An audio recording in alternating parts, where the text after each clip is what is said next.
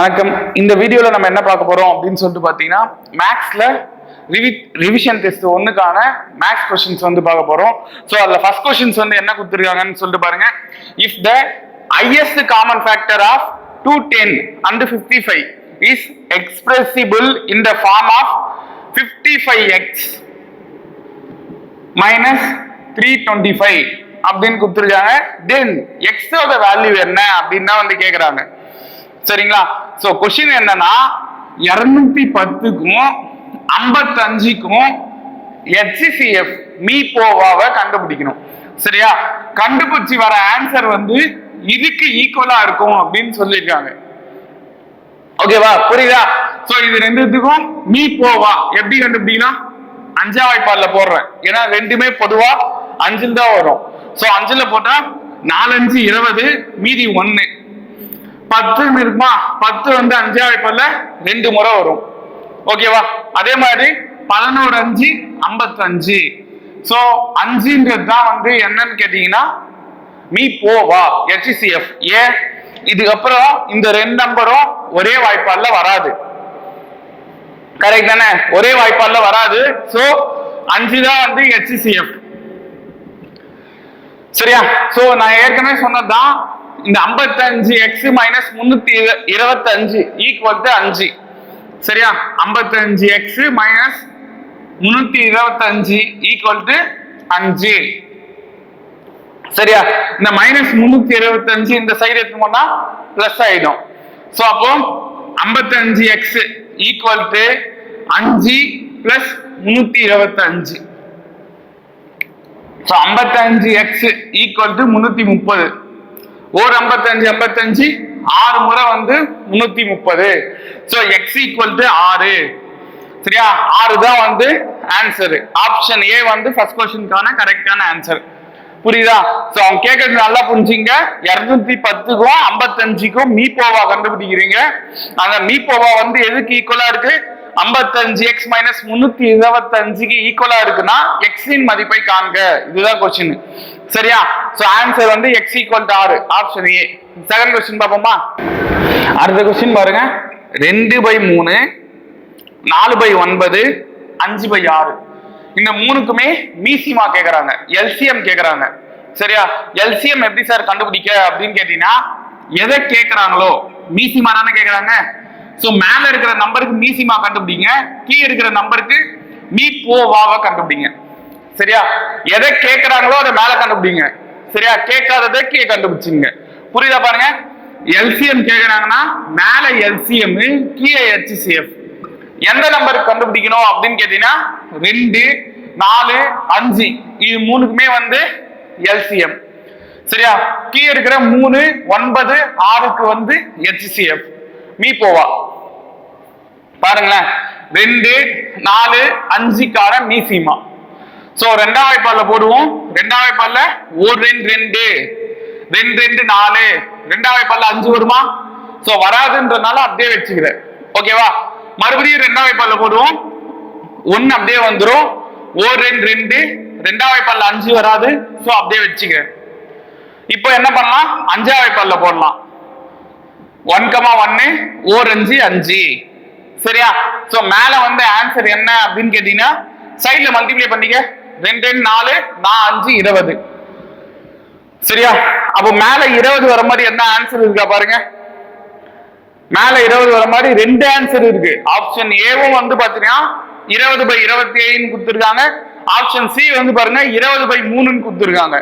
So 2 option இருக்கிறதுனால வேற வழி இல்ல, நம்ம மீபோவாவை கண்டுபிடிச்சுதான் ஆகணும். சரியா?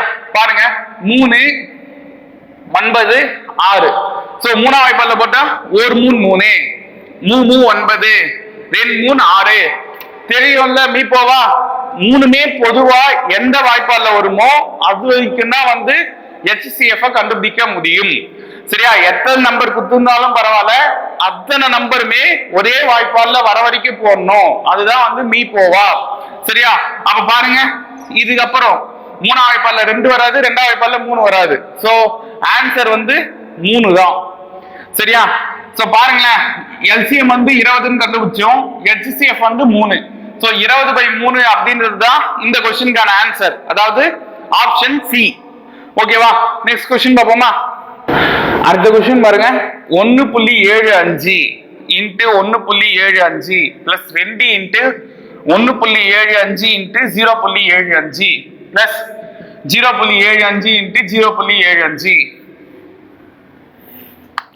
கீழே 1.75 இன்டு 1.75 மைனஸ் 0.75 இன்டு 0.75. பாருங்களேன், கொஸ்டின் தான் பார்க்கறதுக்கு இது ரொம்ப பெருசா தெரியும், ஆனா ரொம்ப ஈஸியான கொஸ்டின். சரியா? இதுல தெரிஞ்சுக்க வேண்டிய விஷயம் என்னன்னு கேட்டீங்கன்னா, இந்த அல்ஜிப்ரிக் ஐடென்டிட்டி அப்படின்னு சொல்லுவோம் பாத்தியா, இயற்கணித முற்றொருமைகள் நம்மளுக்கு புரியுற மாதிரி சொல்லணும்னா a plus b whole square a minus b whole square அந்த ஃபார்முலாலாம் இருக்கு பாத்தியா, அதெல்லாம் தெரிஞ்சிச்சுன்னா இது கொஞ்சம் ஈஸியா போடலாம். பாருங்களேன், 1.75 இதுவும் 1.75 1.75 ஹோல் ஸ்கொயர் எல்லாமா ரெண்டுமே பெருக்கல்ல இருக்கு. இது அப்படியே வச்சுங்க, 2 இன்ட்டு 1.75 இன்ட்டு 0.75 அப்படியே வச்சுக்கிறேன். Plus 0.75 whole square. பாருங்க, இது ரெண்டுமே பெருக்கல்ல இருக்கு. So 0.75 whole square. புரியுதா? கீழே வந்து அதே மாதிரி இது பெருக்கல்ல இருக்கு. சோ 1.75 ஹோல் ஸ்கொயர் அப்படின்னு சொல்லலாம். சென்டர்ல இருக்கிற மைனஸ் அப்படியே வச்சுக்க. அதே மாதிரி 0.75 ஹோல் ஸ்கொயர். இது வரைக்கும் புரியுதா? இது 1.75 ஹோல் ஸ்கொயர், இது அப்படியே வச்சுக்கிறேன். இது 0.75 ஹோல் ஸ்கொயர். சரியா? இப்ப கீழே பாருங்களேன், மேல வந்து இது a square plus 2ab plus b square. புரியுதா? இது a ஸ்கொயர், இது 2ab, இது b ஸ்கொயர். கீழே a square minus b square அப்படின்னு வருது. ஓகேவா? இப்போ இங்க நல்லா புரிஞ்சுக்கணும், a square plus 2ab plus b square இதுதான் வந்திருக்கு. கீழே a square minus b square வந்திருக்கு. சரியா? பாருங்க, இதை என்னன்னு சொல்லுவோம்? a plus b ஓட ஹோல் ஸ்கொயர் சொல்லுவோம். கரெக்ட்டா? a plus b ஓட ஹோல் ஸ்கொயர் தான் என்னது? a square plus 2ab plus b square. ஓகேவா? கீழே a square minus b square a plus b into a minus b இதுதான் சொல்லுவோம். ஃபார்முலா இதெல்லாம் a plus b into a minus b. பாருங்க, ஒரு a plus b க்கு ஒரு a plus b கேன்சல். அப்ப மேல என்ன இருக்கு? a plus b இருக்கு, கீழே a minus b இருக்கு. சரியா? அப்போ மேல 1.75யும் 0.75யும் கூட்டிக்கணும். சரியா? ஏன்? a plus b, aன்றது வந்து 1.75, bன்றது 0.75. சரியா? இந்த கான்செப்ட் பிரகாரம் அப்போ மேல a plus b, கீழே a minus b. சோ 1.75 இருந்து 0.75 கழிச்சுக்கணும். சோ இது பாருங்கப்பா, இது ஒரு 1.25, இது ஒரு 3/4, ரெண்டுத்தையும் ஆட் பண்ணா 2.5. சரியா? அப்போ 2.5ன்னு வரும். ஓகேவா? மேல வந்து 2.5. நீங்க வேணா இதை கூட்டி பாருங்க, 1.75யும் 0.75யும் கூட்டினா 2.5. கீழே வந்து 1.75ல 0.75 போச்சுன்னா 1 மட்டும் நிக்கும். சரியா? 1.25ல இருந்து 3/4 போச்சுன்னா 1 தானே. சரியா? அப்ப 2.5 1ஆல வகுத்தா 2.5 தான் ஆன்சர். சரியா? இப்ப ஆப்ஷன் வந்து டி. சரியா? டி தான் வந்து இந்த क्वेश्चनக்கு ஆன்சர். சோ நெக்ஸ்ட் क्वेश्चन வந்து பாப்போமா? அடுத்த क्वेश्चन பாருங்க. 3 வெவ்வேறு சாலை சந்திப்புகளில் உள்ள போக்குவரத்து விளக்குகள் முறையே 40 வினாடி, 60 வினாடி, 72 வினாடிகளுக்கு பிறகு எரிகின்றன. அந்த சந்திப்புகளில் காலை 8 மணி, சோ 8 AM, காலை 8 மணிக்கு ஒரே நேரத்தில் அவ்விளக்குகள் எரிய தொடங்கினால் எந்த நேரத்தில் மீண்டும் அவ்விளக்குகள் ஒரே நேரத்தில் மறுபடியும் ஒன்றாக எரியும் அப்படின்னு சொல்லியிருக்காங்க. சோ இந்த மாதிரி क्वेश्चनல நீங்க தெரிஞ்சுக்க வேண்டிய விஷயம் அப்படி என்னன்னு கேட்டீங்கன்னா, அங்க பாருங்களேன், டுகெதர் அப்படின்ற ஒரு வார்த்தையை கொடுத்திருக்காங்க. சரியா? மூணுமே சேர்ந்து எந்த நேரத்துல எரியும், இல்ல மூணுமே சேர்ந்து எந்த நேரத்துல ஒலிக்கும் அப்படின்னு சொல்லிட்டு क्वेश्चन வரும். சரியா? இந்த 3 மணிகள் வந்து ஒரு குறிப்பிட்ட டைம்ல அடிக்குதுன்னா மூணுமே சேர்ந்து எந்த டைம்ல அடிக்கும் அப்படின்னு சொல்லிட்டு क्वेश्चन கேட்பாங்க. சரியா? சோ இந்த மாதிரி क्वेश्चन கேட்டாங்கனாலே நீங்க ஆட்டோமேட்டிக்கா என்ன கண்டுபிடிங்க? எல்சிஎம் கண்டுபிடிங்க, மீசிமாவை கண்டுபிடிச்சிங்க. சரிங்களா? 40க்கும் 60க்கும் 72க்கும் மீசிமா ரெண்டாவது பால போட்டா 20 முறை வருமா? 60 வந்து 30 முறை, 76 வந்து சரி 72 வந்து 36 முறை. ஓகேவா? மறுபடியும் ரெண்டாவது வாய்ப்பாடுல போட்டா 10 முறை, இது 5 முறை, இது 18 முறை. மறுபடியும் ரெண்டாவது வாய்ப்பாடுல போட்டா 2 5 10, 5 வந்து ரெண்டாவது வாய்ப்பாடுல வராது. சோ அப்படியே வச்சுக்கிறேன். இது 9 2 18 அப்படின்னு வரும். சரியா? இப்ப 3மே ரெண்டாவது வாய்ப்பாடுல வராதுன்றதுனால 3ல போடுறேன். 3ல போடும்போது 5 வந்து மூணாவது வாய்ப்பாடுல வராது. சரியா? அப்படியே வச்சுக்கிறேன். 15 வந்து மூணாவது வாய்ப்பாடுல 5 முறை வரும். 9 வந்து 3 9ன்னு வரும். மறுபடியும் 3ல போட்டா 5 அப்படியே தான் இருக்கும். இது 1 3 3ன்னு வரும். சோ நெக்ஸ்ட் அஞ்சாவது வாய்ப்பாடுல போடலாம். எல்லாமே 1,1,1ன்னு வந்துடும். சரியா? மீசிமா உங்களுக்கு தெரியும் அப்படின்றதால தான் நான் கொஞ்சம் ஸ்பீடா சொல்லிட்டேன். சரியா? பாருங்க, இப்போ 2 2 4 4 2 8 8 3 24 24 மூணாவது பெருக்குனா 72 72 அஞ்சால பெருக்குனா 360 அப்படின்னு சொல்லிட்டு வரும். சரியா? இந்த 360 இங்க கொடுத்திருக்கிற கொஸ்டின் எல்லாமே செகண்ட்ஸ்ல இருக்கு. சரியா? வினாடிகள்ல கொடுத்திருக்காங்க. சோ நம்மளுக்கு கண்டுபிடிச்ச ஆன்சரும் செகண்ட்ஸ்ல தான் இருக்கும், வினாடிகள்ல தான் இருக்கும். சோ 360 வினாடி அப்படின்றது 6 நிமிஷமா, 6 மினிட்ஸ். கரெக்ட் தானே? ஒரு நிமிஷத்துக்கு 60 வினாடிப்பா. அப்ப 360 வினாடி அப்படின்றது 6 நிமிஷத்தை குறிக்குது. சரியா? வேணா நீ பாரு, 360/60ன்னு பாத்தீங்கன்னா 0 0 1 6 6 6 36, அதாவது 6 நிமிஷத்தை குறிக்குது. ஏற்கனவே காலைல 8 மணிக்கு அந்த விளக்கு எரியுது. சரியா? 8 மணிக்கு எரியுது. அதுக்கப்புறம் 6 நிமிஷம் கழிச்சுதான் மறுபடியும் அந்த 3 விளக்கும் எரியுது. சரியா? அப்ப 6 நிமிஷம் கூட்டினா 8 மணி 6 நிமிஷம் ஏஎம். இதுதான் வந்து ஆன்சரா இருக்கும். சரியா? 8 மணி 6 நிமிஷம் ஏஎம். புரியுதா? ஆப்ஷன் ஏ தான் இந்த கொஸ்டினுக்கான ஆன்சர். நெக்ஸ்ட் கொஸ்டின் வந்து பார்ப்போமா? சோ இந்த மாதிரி மாடல் வந்து ரொம்ப முக்கியமான மாடலுங்க, நிறைய முறை கேட்கிற மாடல். சரியா? இதுக்கு ரொம்ப ஈஸி.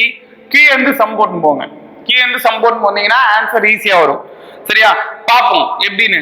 பாருங்க, 4 - 5 இங்க இதெல்லாம் எதுவுமே நீங்க சேஞ்ச் பண்ண போறது இல்ல. சரியா? அப்படியே வச்சுட்டு வரீங்க. இங்க இருக்கு பாத்தீங்களா இந்த லைனு, இதை மட்டும் இப்ப நீங்க சேஞ்ச் பண்ண போறீங்க. எப்படின்னா 4 2 8 8ஓட இந்த +1 கூட்டினா என்ன வரும்? 9 அப்படின்னு வருமா? சோ 9/4. புரியுதா? 9/4 என்ன பண்ணிருக்கேன்னு புரியுதா? பாருங்க, 4 2 8 8ஓட 1 கூட்டினா 9/4. சோ மறுபடியும் 4 - 5 1 + 1 இங்க பாருங்க 3 + இந்த 9/4. இந்த 4 வந்து பாத்தீங்கன்னா வகுத்ததுக்கு கீழே இருக்கு. சரியா? அப்படி இருக்கிறது நீங்க தலைக்கீழா மாத்தும் போது மேல 4 வந்து பெருக்கல்ல போயிடுமா? சோ இங்க 1 × 4ன்னு வந்துடும். கீழே 9 அப்படியே இருக்கும். சரியா? இப்ப பாருங்க, 1 × 4னா ஒரு நாள் 4 தானே. சோ இந்த இடம் நீங்க 4ன்னு அப்படியே போட்டுக்கலாம். சரியா? இப்ப பாருங்க, ஒரு ஸ்டெப் கம்மியாயிடுச்சு. மறுபடியும் என்ன பண்றீங்க? இத கிராஸ் மல்டிப்ளை பண்ணிக்கிறீங்க.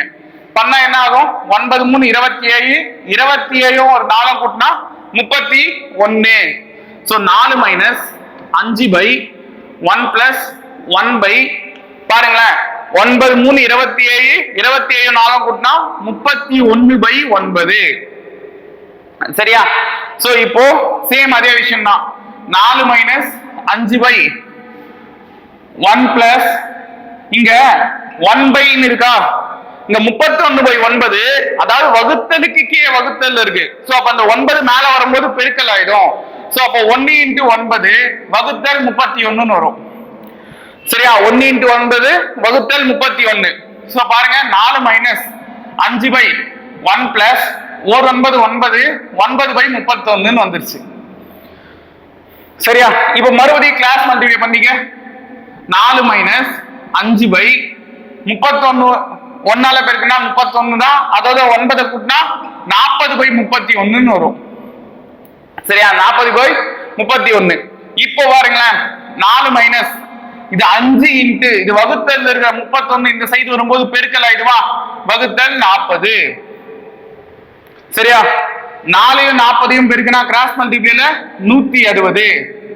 புரியுது இல்ல? கிராஸ் மல்டிப்ளை பண்றேன், குறுக்கு பெருக்கல். 4யும் 40யும் பெருக்கினா 160. இது 31 5ஆல பெருக்கினா 155 வகுத்தல் இந்த 40. எல்சிஎம் எடுத்திருக்கேன், வேற எதுவுமே இல்ல. சரியா? 160ல 155 போச்சுன்னா 5 பை 40. 1 5 5 8 5 40. சோ 1/8 தான் ஆன்சரா இருக்கும். இருக்க ஆப்ஷன்ல 1/8, அதாவது ஆப்ஷன் ஏ தான் வந்து கரெக்டான ஆன்சர். புரியுதா? இந்த டைப்பை பொறுத்த வரைக்கும் நீங்க கீ இருந்து அப்படியே சம் போட்டுனே போறீங்க, ஒரு கட்டத்துக்கு மேல டைரக்டா ஆன்சர் வரும். சரியா? ட்ரை பண்ணுங்க. சோ நெக்ஸ்ட் क्वेश्चन வந்து பாப்போம். அடுத்த क्वेश्चन பாருங்க. Siva salary was decreased by 50% and subsequently increased by 50%. So Shiva என்பவரோட வருமானம் வந்து பாத்தீங்கன்னா ஃபர்ஸ்ட் 50% டிகிரீஸ் ஆகுது. சோ இது ரெண்டு விதமா நான் போடுறேன், உங்களுக்கு எது வேணுமோ எடுத்துங்க. சரியா? ஃபர்ஸ்ட் இதுக்கு ஒரு ஃபார்முலாங்க, x plus y plus xy by 100. சரியா? இதுதான் வந்து பர்சன்டேஜ் கொடுத்தது. அவங்களுக்கு வந்து அந்த குறைப்பு சதவீதமோ இல்ல அதிகரிப்பு சதவீதமோ கேட்கறாங்கன்னா இந்த ஃபார்முலா யூஸ் பண்ணலாம். சரியா? சோ பாருங்க, 50% ஃபர்ஸ்ட் குறையுது, அதனால -50ன்னு போட்டுக்கிறேன். அதுக்கப்புறம் 50% அதிகரிக்குது, சோ +50. சரியா? பிளஸ் இங்க எக்ஸுக்கு பதிலா -50, ஒய்க்கு பதிலா +50 பை 100. இது வரைக்கும் புரியுதா? அப்போ 2 0க்கு 2 0 கேன்சல், இந்த 50ம் இந்த 50ம் கேன்சல். ஏன்னா இது +50, இது -50. சோ 5 5 பெருக்குனா 25. இங்க மைனஸ் இருக்கா, சோ -25 வரும். சரியா? நல்லா புரிஞ்சுக்கணும், இந்த மைனஸ் எதை மீன் பண்ணுதுன்னா 25% குறையுது அப்படின்றத மீன் பண்ணுது. சரியா? 25% வந்து குறையுது. யாரு? சிவாவோட வருமானம் வந்து 25% குறைச்சி 25% அதிகரிச்சுட்டாங்கன்னா அவருடைய வருமானம் வந்து இப்ப என்னவா இருக்கும்? 25% குறைஞ்சிருக்கும் அப்படின்னு சொல்லிட்டு சொல்றாங்க. சரியா? இது ஒரு ஷார்ட்கட். இன்னொரு ஷார்ட்கட் என்னன்னா a²/100 அப்படின்னு வாங்க. சரியா? a²/100 தான் ஒண்ணும் இல்லைங்க, ஒரே ஒரு இப்ப 50% குறைஞ்சி 50% அதிகரிக்குது. சரியா? சோ பர்சன்டேஜ் வந்து மாறல, நல்லா புரிஞ்சுக்கணும். 50% குறைஞ்சி 50% அதிகரிக்குது. சோ வேற வேற பர்சன்டேஜ் கொடுக்குறாங்க சார், 20 குறைஞ்சி 30 அதிகரிக்குது அப்படின்னா நீ இந்த ஃபார்முலா யூஸ் பண்ணாலும் ஆன்சர் வரும். சரியா? 20 குறையுது ஆனா 30 அதிகரிக்குது, இல்ல 30 குறையுது 20 அதிகரிக்குது, இப்படி மாறி மாறி கொடுத்தாலும் நீ இதுல ஆன்சர் போடலாம். ஆனா இந்த ஃபார்முலாவை எப்பதான் யூஸ் பண்ண முடியும்? 20 குறையுதுன்னா 20 அதிகரிக்கணும், 50 குறையுதுன்னா 50 அதிகரிக்கணும். சோ அப்படி இருந்தாதான் இந்த ஃபார்முலா யூஸ் பண்ண முடியும். சோ இந்த क्वेश्चन யூஸ் பண்ணா 50 குறையுதா, சோ 50² பை 100. சரியா? 50² பை 100. ஏன்றது குத்துறதுல பர்சன்டேஜ். சரியா? அப்ப 50² வந்து என்னது? 2500 வகுத்தல் 100. 2 0க்கு 2 0 கேன்சல், 25 தான் ஆன்சர். சரியா? 25% தான் ஆன்சரு. அவங்களே சொல்லிட்டாங்க பாருங்க क्वेश्चनல, எவ்வளவு சதவீதம் சம்பளம் குறைகிறது அப்படின்னு. எவ்வளவு சம்பளம் குறையுது? 25% குறையுது. ஓகேவா? ரெண்டு டைப் இருக்கு, உனக்கு எது வேணுமோ அதை எடுத்துங்க. நெக்ஸ்ட் क्वेश्चन பாப்போமா? அடுத்த क्वेश्चन பாருங்க. ரவியின் சம்பளம் ராமின் சம்பளத்தை விட 20% அதிகம். ராமின் சம்பளம் ரவியின் சம்பளத்தை விட எவ்வளவு சதவீதம் குறைவு அப்படின்னு கேட்டிருக்காங்க. சரிங்களா? Income of Ravi is 20% more than of Ram அப்படின்னு சொல்லியிருக்காங்க. நல்லா புரிஞ்சுக்கணும், இதுல ராமோட சம்பளத்தை விட 20% அதிகம். சரியா? அப்போ ராமோட சேலரி எவ்வளவா இருக்கும்? 100 ரூபான்னு எடுத்துக்கிறேன்னு வச்சுங்களேன். சரியா? புரியுதா? ராமோட சேலரி நான் 100 ரூபான்னு எடுத்துக்கிறேன் அப்படின்னா ரவியோட சேலரி என்னவா இருக்கும்? அதை விட 20% அதிகம். சரியா? அப்போ 100 ரூபாய்க்கு 20% எவ்வளவுங்க? 100 ரூபாய்க்கு 20% 20 ரூபாய். கரெக்டா? 100 ரூபாய்க்கு 20% 20 ரூபாய். அப்போ ரவியோட சேலரி 120 ரூபாவா இருக்கும். சரியா? ராமோட சேலரி 100 ரூபாய்னா ரவியோட சேலரி 120 ரூபாவா இருக்கும். சோ இந்த மாதிரி क्वेश्चनல பாருங்க, 120 பெரிய வேல்யூல இருந்து சின்ன வேல்யூவை மேல கழிச்சிங்க. 120ல இருந்து 100 கழிச்சுக்கிறேன். சரியா? கழிச்சு क्वेश्चनல பாருங்களேன், எவ்வளவு சதவீதம் குறைவாக இருக்கும் அப்படின்னா क्वेश्चन முதிக்கிறாங்க. கரெக்டா? how much percent less than அப்படின்ற less thanன்ற ஒரு வார்த்தை வந்துச்சுன்னா கடைசியா இதான் क्वेश्चन கேக்குறாங்க. less than. சோ குறைப்பு சதவீதத்தை கேட்டாங்கன்னா கீழே பெரிய வேல்யூ எதுன்னு பாருங்க. 120 பெருசா இல்ல 100 பெருசா? 120 தானே பெருசு. சோ குறைப்பு சதவீதம் கேட்டாங்கன்னா பெரிய வேல்யூ கீழே போட்டுக்கிறீங்க. சரியா? அதாவது டிகிரீஸ் பர்சன்டேஜ் கேட்டாங்கன்னா பெரிய வேல்யூ போடுறீங்க. இன்கிரீஸ் பர்சன்டேஜ் அதிகரிப்பு சதவீதம் கேட்டாங்கன்னா சின்ன வேல்யூ போடுறீங்க. ஓகேவா? மேல அதேதான், பெரிய வேல்யூல இருந்து சின்ன வேல்யூவை கழிச்சுக்கிறீங்க இன்டு 100%. ஏன்னா பர்சன்டேஜ் கேக்குறாங்க. சோ பாருங்க 0க்கு 0 கேன்சல். இது 120ல 100 போனா 20 பை 12 இன்டு 10. சரியா? சோ கேன்சல் பண்ணா என்ன வரும்? பாருங்களேன், இது 4 வாய்ப்பால் வச்சா 3 முறை, இது 5 முறை. சோ 50 பை 3 வருது. ஐ 10 50 50 பை 3 வருது. 50 வாய்ப்பாடுல சாரி 3 வாய்ப்பாடுல 50 எப்போ வரும்? 16 3 48 மீதி 2. சரியா? அப்போ 16 இங்க இருக்கிற 2 மேல எதால டிவைட் பண்றியோ அது கீழே. சோ 16 2/3% அப்படின்றதுதான் இந்த क्वेश्चनக்கான ஆன்சர். புரியுதா? கேன்சல் பண்றீங்க, ஐடியா மட்டும் தெரிஞ்சுங்க. மேல பெரிய வேல்யூ இருந்து சின்ன வேல்யூவை கழிச்சுக்கணும். கீழே குறைப்பு சதவீதம் கேட்டாங்கன்னா பெரிய வேல்யூ போடணும், அதிகரிப்பு சதவீதம் கேட்டாங்கன்னா சின்ன வேல்யூ போடணும். சரியா? அவ்வளவுதான், கேன்சல் பண்ண ஆன்சர். ஓகேவா? இது நம்மளுக்கு ஈஸியா புரியணும் அப்படின்றதுக்காக நான் 100 ரூபாய் எடுத்துக்கிட்டேன். 100 ரூபாய்க்கு 20% வந்து 20 ரூபாய். சோ ரவியோட காசு 120 ரூபாவா இருக்கும். சரியா? லாஜிக் புரிஞ்சுன்னு போடுங்க. நெக்ஸ்ட் क्वेश्चन பாப்போமா? அடுத்த क्वेश्चन பாருங்க. In a library 20% books are English. So ஒரு லைப்ரரியில மொத்தம் 100% இருக்கும். அதுல 20% புக்ஸ் வந்து என்னவா இருக்கா? இங்கிலீஷ்ல இருக்கான். சோ அப்ப மீதி எவ்வளவு இருக்கும்? 80% புக் இருக்குமா? மீதி 80% புக்ஸ் வந்து இருக்கும். அதுல 50% புக் நல்லா புரிஞ்சுக்கணும். English 50% of the remaining books அப்படின்னு சொல்றாங்க. சரியா? அப்போ ரிமைனிங்கா இருக்குது இந்த 80% இருக்கு பாத்தியா? இந்த 80% தான் இப்போ 100% கணக்கு. சரியா? இந்த 80% அப்படின்றது தான் 100% கணக்கு. சரியா? நல்லா புரிஞ்சுக்கணும். எங்கிட்ட 100% இருக்கு. அதுல 20% ஆஃப் புக்ஸ் தான் வந்து என்னன்னு கேட்டீங்கன்னா இங்கிலீஷ். சரியா? இதுல 50% of remaining books are Tamil. நல்லா புரிஞ்சுக்கணும். இந்த 80% தான் இப்ப 100% கணக்கு. இந்த 100%ல 50% புக்ஸ் வந்து என்னவா இருக்கா? தமிழ் புக்கா இருக்கா. சரியா? இன்னொரு 50% புக்ஸ் தான் வந்து 800 புக்ஸ் இருக்கு. புரியுதா என்ன சொல்றேன்னு? ஒரு 50% புக்ஸ் வந்து தமிழ் புக் இருக்குப்பா. இன்னொரு பக்கம் 800 புக்ஸ் இருக்கு. இது 50%னா இதுவும் மீதி 50% தானே இருக்கும். ஏன்னா எங்க இருக்குது இப்ப 100%. அதுல 50% வந்து தமிழ் புக்ஸ் இருக்கு அப்படின்னா மீதி இருக்கிற 50% வந்து என்ன இருக்கும்? அந்த அதர் புக்ஸ் சொல்லிட்டு கொடுத்துருக்காங்க பாத்தியா? மீதி இருக்கிற புக்ஸ் அதெல்லாம் இருக்கும். சோ 50%ல மட்டும் எங்கிட்ட 800 புக்ஸ் இருக்கு. சரியா? அப்போ தமிழ் புக்கும் எவ்வளவு இருக்கும்? 800 புக் தான் இருக்கும். சரியா? லாஜிக் புரியுதா? தமிழ் புக்கும் எங்கிட்ட எவ்வளவு இருக்கும்? 800 புக் தான் இருக்கும். சோ இந்த क्वेश्चनக்கான ஆன்சர் ஆப்ஷன் டி. சரியா? இத வந்து இந்த மெத்தட்ல புரியல அப்படின்றவங்க இன்னொரு தடவை ஃபர்ஸ்டே சொல்றேன், நல்லா கவனிச்சுக்க.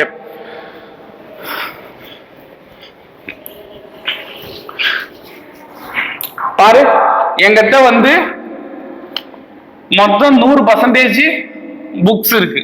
இது புரியுதா? 100% தான் என்கிட்ட புக்ஸ் இருக்கு. அல்ல 20% புக்ஸ் வந்து என்னவா? இங்கிலீஷ் புக்ஸ் தான். சோ மீதி எவ்வளவு இருக்கும்? 80% புக்ஸ் இருக்கும். சரியா? இந்த 80% புக்ஸ் அவங்க என்னன்னு எடுத்துக்க சொல்றாங்கன்னா 100% புக்ஸா எடுத்துக்க சொல்றாங்க. அந்த தமிழ்ல குத்துருக்காங்க பாருங்க. மீதமுள்ளவைகளில் 50% புத்தகங்கள் தமிழ் சார்ந்தவை. சரியா? 50% புத்தகங்கள் வந்து என்னது? தமிழ் சார்ந்தவை. இது நம்மளுக்கு புரியுற மாதிரி. ஏன் சார் இந்த 80% 100% ஆச்சு? நம்மளுக்கு புரியுற மாதிரி சொல்ற மாதிரி ஒரு சின்ன லாஜிக் தெரிஞ்சுக்க. எங்கிட்ட வந்து 5000 ரூபாய் இருக்கு. அத 2500 ரூபாய் நான் ஒருத்தர் கொடுத்துட்டேன். சரியா? இப்போ எங்கிட்ட இருக்கிற அந்த 2500 ரூபாய்க்கு தான் நீ 100% எவ்வளவு அப்படின்னு பேசுவ. கரெக்டா? 2500 ரூபாய் கொடுத்ததை பத்தி நம்ம பேச மாட்டோம். 2500 ரூபாய் செலவாயிடுச்சு, எங்கிட்ட இருக்கிற அந்த 2500க்கு தான் நான் 100% பேசுவேன். அதில் தான் 10% 250 ரூபாய், 20% 500 ரூபாய் அப்படின்னு பேசுவோம். சரியா? அப்போ நீங்க லாஜிக் என்னது? இந்த 80% அந்த ரிமைனிங் புக்ஸ் ஒரு வார்த்தை கொடுத்துருக்காங்க பாருங்க. ரிமைனிங் புக்ஸ் தான் 100% ஆயிடுச்சு இப்போ. சரியா? இந்த 100%த்துல 50% வந்து என்ன இருக்கான்? தமிழ் புக் இருக்கான். சரியா? இன்னொரு பக்கம் 800 புக்ஸ் இருக்கு. அதர் லாங்குவேஜ் புக்ஸ் சொல்லிட்டு கொடுத்துருக்காங்களா? அதர் லாங்குவேஜ் புக்ஸ் வந்து 800 புக் இருக்கு. நல்லா புரிஞ்சுக்கணும். 100% 50% தமிழ் புக்னா மீதி இன்னும் 50% தானே இருக்கும். மீதி இன்னும் 50% இருக்கும். இந்த 50% எத்தனை புக்ஸ் இருக்கு? 800 புக்ஸ் இருக்கு. அப்போ அதர் லாங்குவேஜ் புக்ஸ் வந்து 800 புக் இருக்குப்பா. இங்க 50% தமிழ் புக் இருக்குன்னா மீதி 50% தான் அதர் லாங்குவேஜ் புக்ஸ் இருக்கும். அப்ப அதர் லாங்குவேஜ் புக்ஸ் வந்து 50%க்கு 800 தான். இது 50% தமிழ் புக் சொல்லிட்டான். அப்ப இதுலயும் 800 புக்ஸ் தானே இருக்கும். சரியா? அப்ப 800 அப்படின்னா தான் ஆப்ஷன் டி, அதுதான் ஆன்சரா இருக்கும். புரியுதா? இந்த லாஜிக் பிரகாரம் போட்டீங்கன்னா இந்த क्वेश्चन ஈஸி.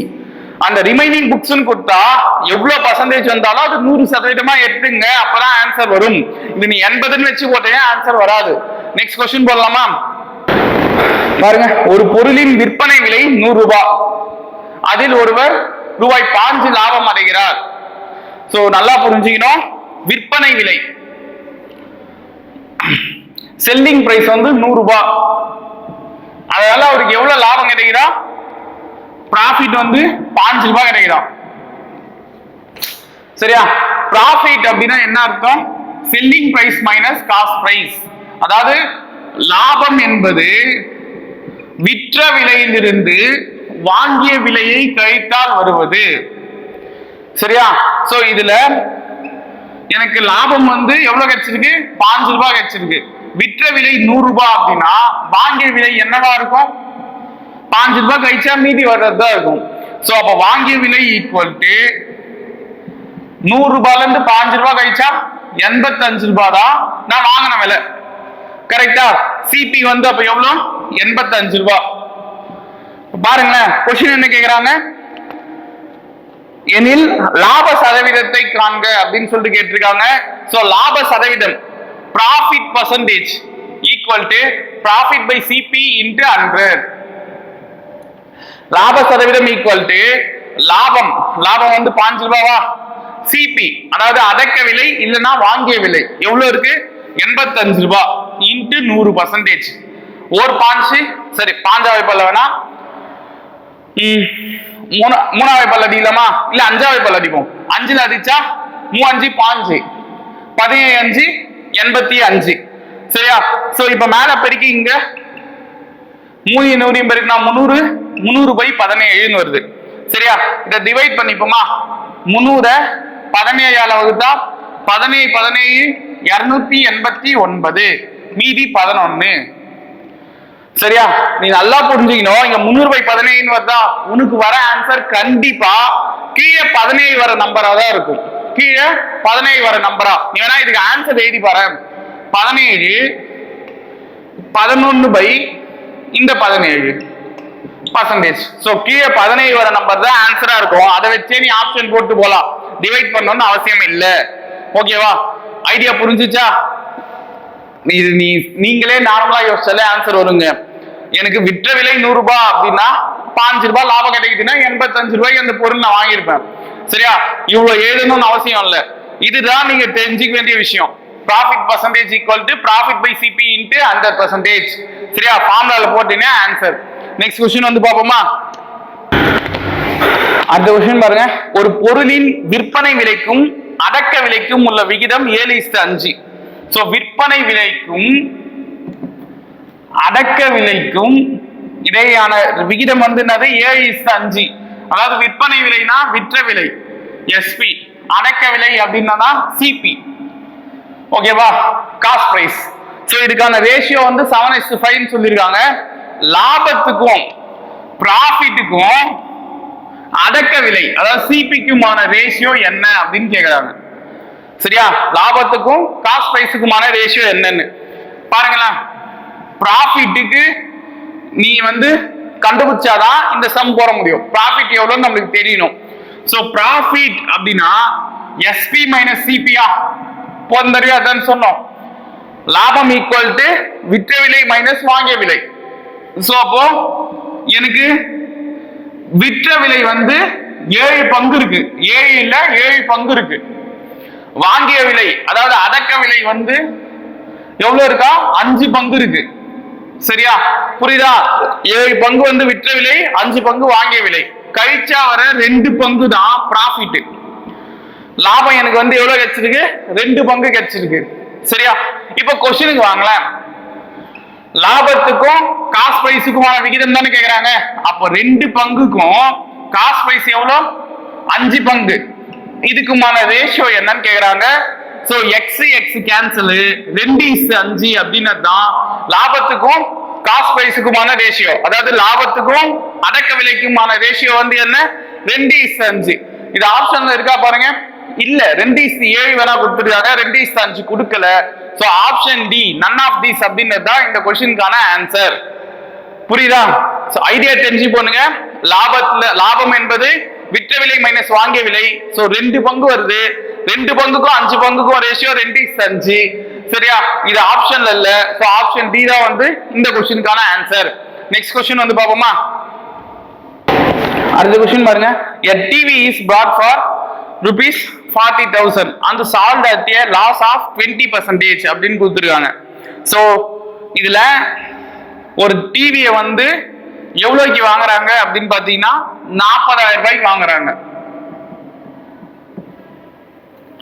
சரிங்களா, விற்கும் போது 20% வந்து லாஸ் அவங்களுக்கு.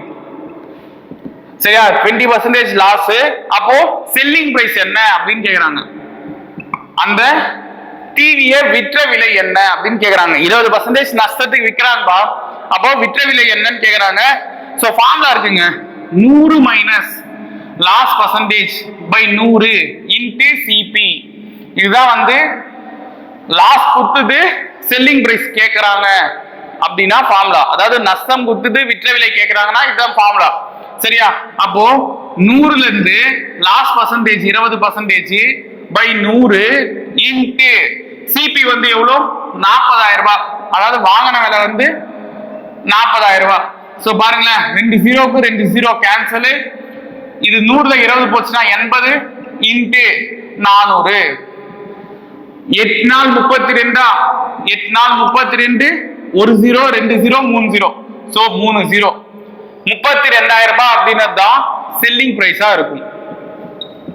எவ்வளோ, 32,000 ரூபாய். சோ ஆப்ஷன் வந்து எதுன்னு கேட்டீங்கன்னா A option. So A option தான் இந்த கொஸ்டினுக்கு ரைட்டான ஆன்சர். சார் எனக்கு இந்த அளவுக்கு போட தெரியாது அப்படின்றவன், அட்லீஸ்ட் எனக்கு இந்த ஃபார்முலா தெரியலன்றவன் இதையாவது பண்ணு. 40,000 ரூபாய்க்கு 20% என்னன்னு பாரு. 2 0க்கு 2 0 கேன்சல். 2 நாள் 8, 1 0 2 0 3 0. ஏன்னா இங்க 2 0 இருக்கு, இங்க 1 0 இருக்கு. சரியா, அப்போ 3 0 வந்து எவ்வளோ, 8,000 ரூபாய். 40,000 ரூபாய்க்கு 20% எவ்வளோ, 8,000 ரூபாய். இந்த 8,000 ரூபாவை அவங்க கொஸ்டின்ல என்ன சொல்றாங்க, 20% நஷ்டம் சொல்லிருக்காங்க, லாஸ் சொல்லிருக்காங்க. சோ 20% இந்த 8,000 ரூபாய் நஷ்டம். சரியா, 40,000 ரூபாயில 8,000 ரூபாய் நஷ்டம்ன்றது 8,000 ரூபாய் கழிச்சிடலாமா. சரியா, 8,000 ரூபாய் கழிச்சா 32,000 ரூபாய் தான் ஆன்சரு. ஓகேவா, இதுதானே ஃபர்ஸ்டே சொன்னோம், 32,000 ரூபாய் தான் ஆன்சரு. ஆப்ஷன் ஏ வந்து கரெக்டான ஆன்சர். ஓகேவா, நெக்ஸ்ட் கொஸ்டின் பாப்போமா. ரகு பைஸ் எ சேர் ஃபார் 3,000. 3,000 ரூபாய்க்கு வந்து ஒரு சேரை வாங்குறாரு ரகுன்றவர். சரியா, அதாவது இது வந்து என்னன்னு கேட்டீங்கன்னா பாருங்க, ரகு வந்து ஒரு சேரை வந்து 3,000 ரூபாய்க்கு வாங்குறாரு. he wants to sell it at a profit of 500. So அத 500 ரூபாய் லாபத்துக்கு விற்கணும்னு நினைக்கிறாரு. சரியா, 500 ரூபாய் லாபத்துக்கு விற்கணும்னு நினைக்கிறாரு. அதுக்கப்புறம் அந்த 300 ரூபாய் டிஸ்கவுண்டும் பண்றாரு. சோ அந்த பொருளோட எம்பி அதாவது மார்க்கெட் பிரைஸ் என்னவா இருக்கும், குறித்த விலை என்னவா இருந்திருக்கும் அப்படின்னு சொல்லிட்டு கேக்குறாங்க. இதுக்கு ஒரு சின்ன ஃபார்முலா இருக்குங்க, selling price equal to market price minus discount. சரியா, விற்ற விலை அப்படின்றது எது தெரியுமா, நம்ம குறித்த விலைன்னு ஒண்ணு இருக்கும், எம்ஆர்பி ரேட்னு ஒண்ணு வச்சிருப்பாங்க எப்பவுமே. சரியா, அந்த எம்ஆர்பி ரேட்ல இருந்து டிஸ்கவுண்ட் தள்ளுபடியை கழிச்சா மீதி வர்றது தான் விற்ற விலை. சரியா, சோ இதுல எனக்கு என்னன்னு தெரியும், எம்பி வந்து நம்மளுக்கு சொல்ல கொஸ்டின்ல பாருங்க, எம்பி சொல்ல, ஆனா டிஸ்கவுண்ட் வந்து எவ்வளவுன்னு சொல்லியிருக்காங்க, 300 ரூபாய் டிஸ்கவுண்ட்னு சொல்லியிருக்காங்க. சோ அந்த 300 ரூபாய் அப்படியே வச்சுங்க. சரிங்களா, SP equal to MP minus 300 அப்படின்னு சொல்லிட்டு. சோ இதுல இன்னொன்னு சொல்லியிருக்காங்க, லாபம் அப்படின்ற ஒரு விஷயத்தை பத்தி பேசியிருக்காங்க. சரியா, லாபம் வந்து எவ்வளவா, 500 ரூபான்னு சொல்லியிருக்காங்களா. லாபம் equal to SP minus CP தான ஃபார்முலா, இது ஏற்கனவே நம்மளுக்கு தெரிஞ்சதுதான். சரியா, எஸ்பி மைனஸ் சிபி, செல்லிங் பிரைஸ்ல இருந்து காஸ்ட் பிரைஸ கழிச்சா வரதுதான் எனக்கு என்னது, லாபம். சோ அப்போ இந்த எஸ்பிக்கு இந்த ஃபார்முலா அப்படியே அப்ளை பண்ணலாமா, எம்பி மைனஸ் 300. சோ பாருங்களேன், எம்பி மைனஸ் 300 மைனஸ் சிபி. ஓகேவா, MP minus 300 minus CP. So இதுல லாபம் வந்து உனக்கு எவ்வளவுன்னு தெரியும், 500 ரூபான்னு தெரியும், அதான் சொல்லியிருக்காங்க. சோ சிபி வந்து எவ்வளவுன்னு தெரியும், 500 equal to MP minus 300 minus CP. வாங்கின விலை வந்து எவ்வளவு, 3000 ரூபாய். ரகு வந்து 3000 ரூபாய்க்கு தானே வாங்கியிருக்காரு. சோ இப்ப பாருங்களேன், இந்த எம்பி தான் நம்மளுக்கு தேவை, குறித்த விலை தான் கேக்குறாங்க. சோ இந்த 500 பிளஸ் இந்த 300 பிளஸ் இந்த 3000, ஏன்னா இது ரெண்டுமே மைனஸ்ல இருக்கு, ஈக்குவல் டு இந்த சைடு வந்தா பிளஸ் ஆயிடும். சோ அப்ப எம்பி ஈக்குவல் டு இதை ஆட் பண்ணா 3800 ரூபாய் வரும். சரியா, அந்த 3800 தான் குறித்த விலை, ஆப்ஷன் ஏ. அதுதான் இந்த கொஸ்டினுக்கான ஆன்சர். சரியா, சார் இவ்வளவும் போடணுமா சார் அப்படின்னு கேட்டா ஒண்ணும் இல்லைங்க, ஆப்ஷன் எடுத்துங்களேன், ஆப்ஷன் 3800 ரூபாய். சரியா, இதுல 300 ரூபாய் டிஸ்கவுண்ட் பண்றாரு, 300 ரூபாய் டிஸ்கவுண்ட் போச்சுன்னா எவ்வளவு இருக்கும், 3500 ரூபாய். சரியா, 3500 ரூபாய். இதுல 500 ரூபாய் ஒரு லாபம் கிடைக்குது, அந்த 500 கழிச்சா 3000 ரூபாய். சரியா, இந்த 3000 ரூபாய் தான் ஒரு வாங்கின விலை. கரெக்டா இருக்கா பாரு, 3000 ரூபாய் தான் ஒரு வாங்கின விலை. சோ இந்த மாதிரி நீ ஆப்ஷனை வச்சு ட்ரை பண்ணாலே உன் சிபி கரெக்டா வந்துச்சுன்னா அது ஆன்சரா நீ டிக் பண்ணிட்டு போலாம்.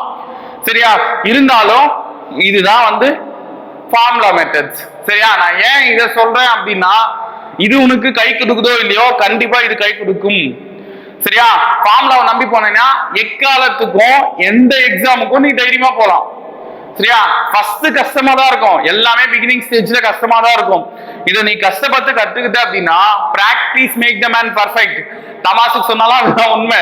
சரியா, நீங்க பிராக்டிஸ் பண்ண பண்ண பண்ண ஒரு கட்டத்துக்கு மேல இந்த ஃபார்முலால 4 ஸ்டெப் நீ மீங்கிட்டு டைரக்டா ஆன்சர் போடுவ. சரியா, அதனால பிராக்டிஸ் பண்ணிக்க.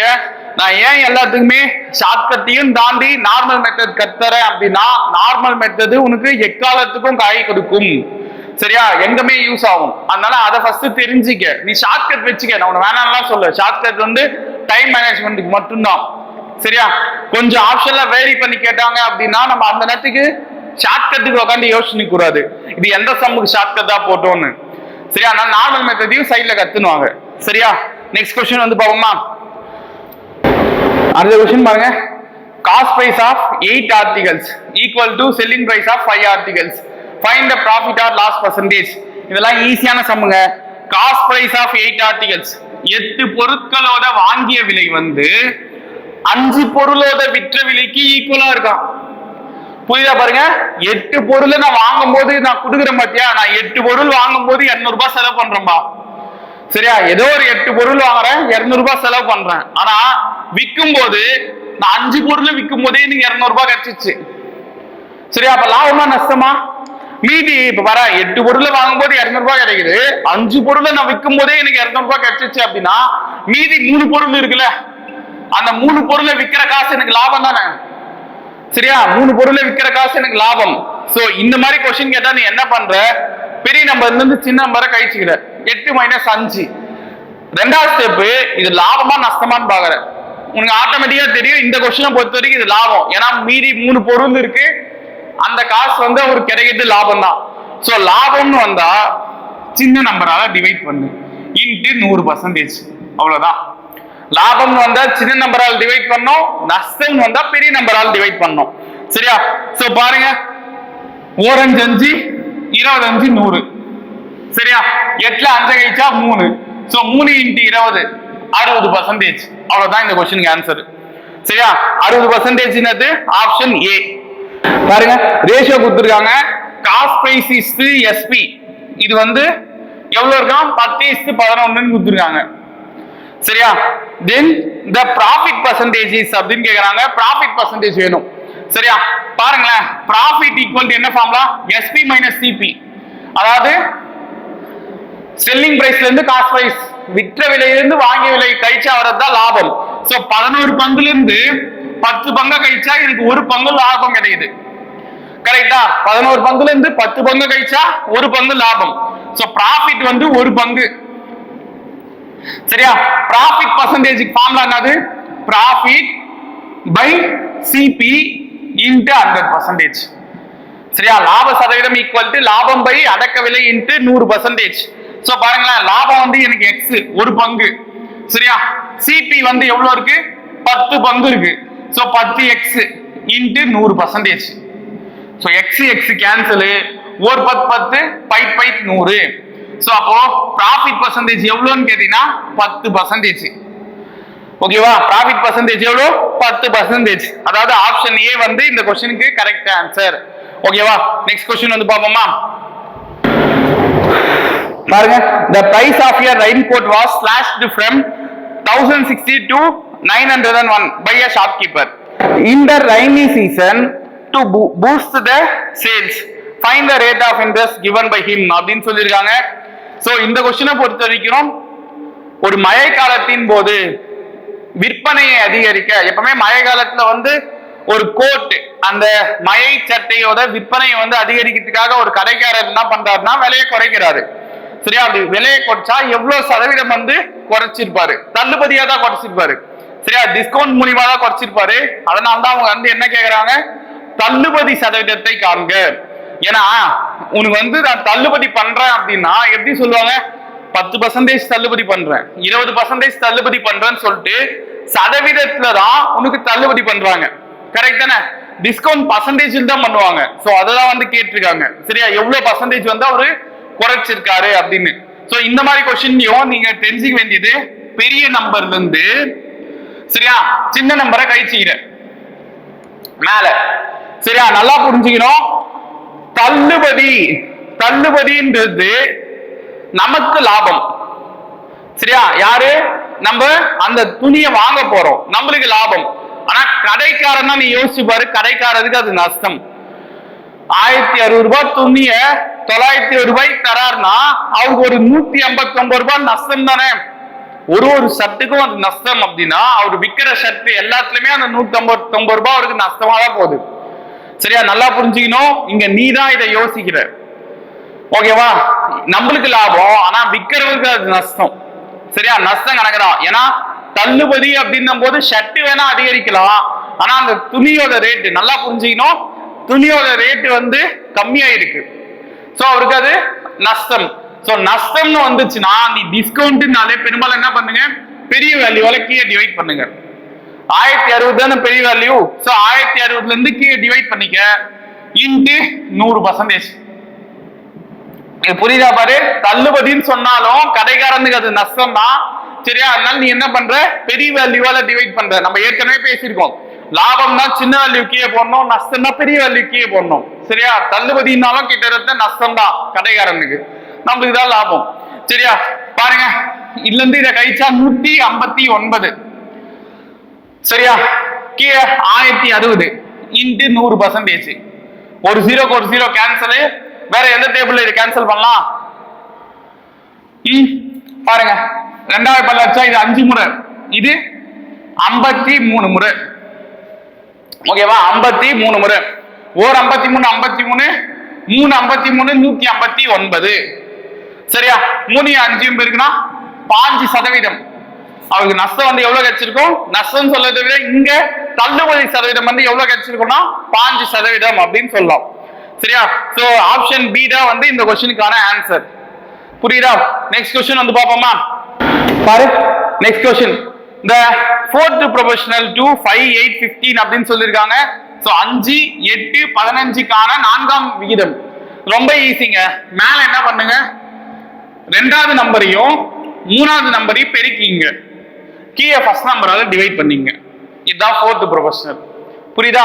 மேல என்ன பண்ணுங்க, ரெண்டாம் நம்பரும் மூணாம் நம்பரும் பெருக்கிங்க, கீழே ஃபர்ஸ்ட் நம்பரால் டிவைட் பண்ணுங்க. 4 5 5 3 5 5 8 3 பெருக்குனா 24. அவ்வளவுதாங்க ஆன்சர். சரியா? 24 இருக்கா ஆப்ஷன்ல? ஆப்ஷன் டி தான் வந்து ஆன்சர். புரியுதா? நெக்ஸ்ட் क्वेश्चन பாப்போமா? அடுத்த क्वेश्चन பாருங்க. the mean proportion to 425 அப்படினு கொடுத்திருக்காங்க. மீன் ப்ரொபோர்ஷன்னா ஒண்ணும் இல்லைங்க, ரூட்ல குத்துருக்கிற ரெண்டு நம்பரையும் பெருக்கிங்க. சரியா? ரூட்ல குத்துருக்கிற ரெண்டு நம்பரையும் பெருக்கிங்க. 4க்கு ரூட் எடுத்தா 2, 25க்கு ரூட் எடுத்தா 5, 2 5 10 தான் ஆன்சர். இல்ல சார் நான் டைரக்டா போடுறேன் அப்படின்னா பாரு, 25 4 பெருக்குனா 100, 100க்கு ரூட் எடுத்தா 10. நீ எப்படி போட்டாலும் ஆன்சர் வரும்.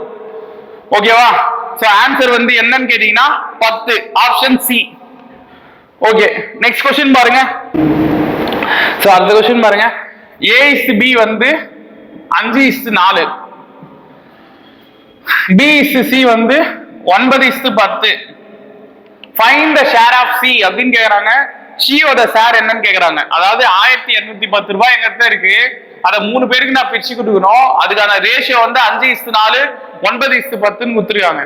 சரியா? நல்லா புரிஞ்சுக்கணும் சார், இங்க ஏக்கு எந்த பிரச்சனையும் இல்ல, இது a/b-ஆ, அப்ப a வந்து 5 பங்கு, ஆனா b பாரு இங்க 4 பங்கு கொடுத்திருக்காங்க. சரியா? இது பாரு b வந்து 9 பங்குன்னு கொடுத்திருக்காங்க. சோ இங்க என்ன சேஞ்ச் ஆகுது அப்படின்னு கேட்டீங்கன்னா b கான பங்கு சேஞ்ச் ஆகுது. சரியா?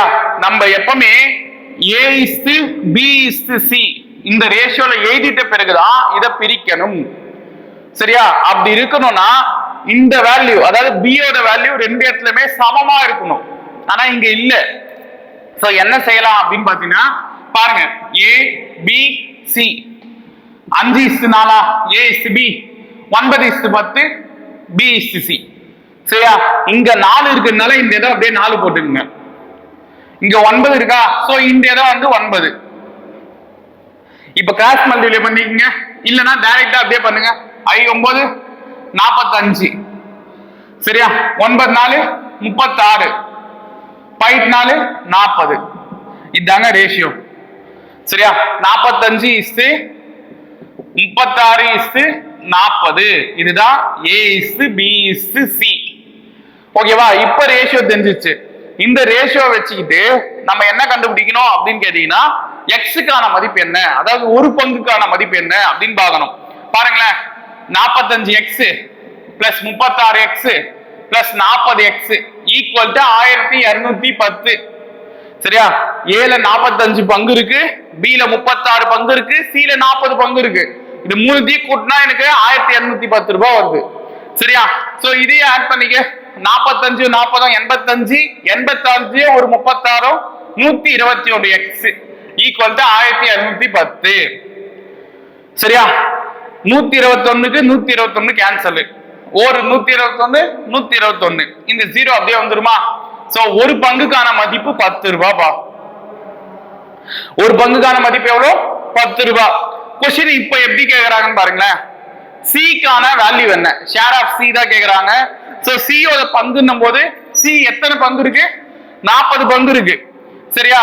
ஒரு பங்கு 10 ரூபாய் அப்படின்னா C 40 பங்கு இருக்கு. அப்ப 40 × 10 எவ்வளவு? 400 ரூபாய். சோ இந்த 400 ரூபாய் தான் ஆன்சர். ஆப்ஷன் பி தான் வந்து இந்த क्वेश्चनக்கான ஆன்சர். புரியுதா? என்ன சொல்றேன்னு புரியுது இல்ல?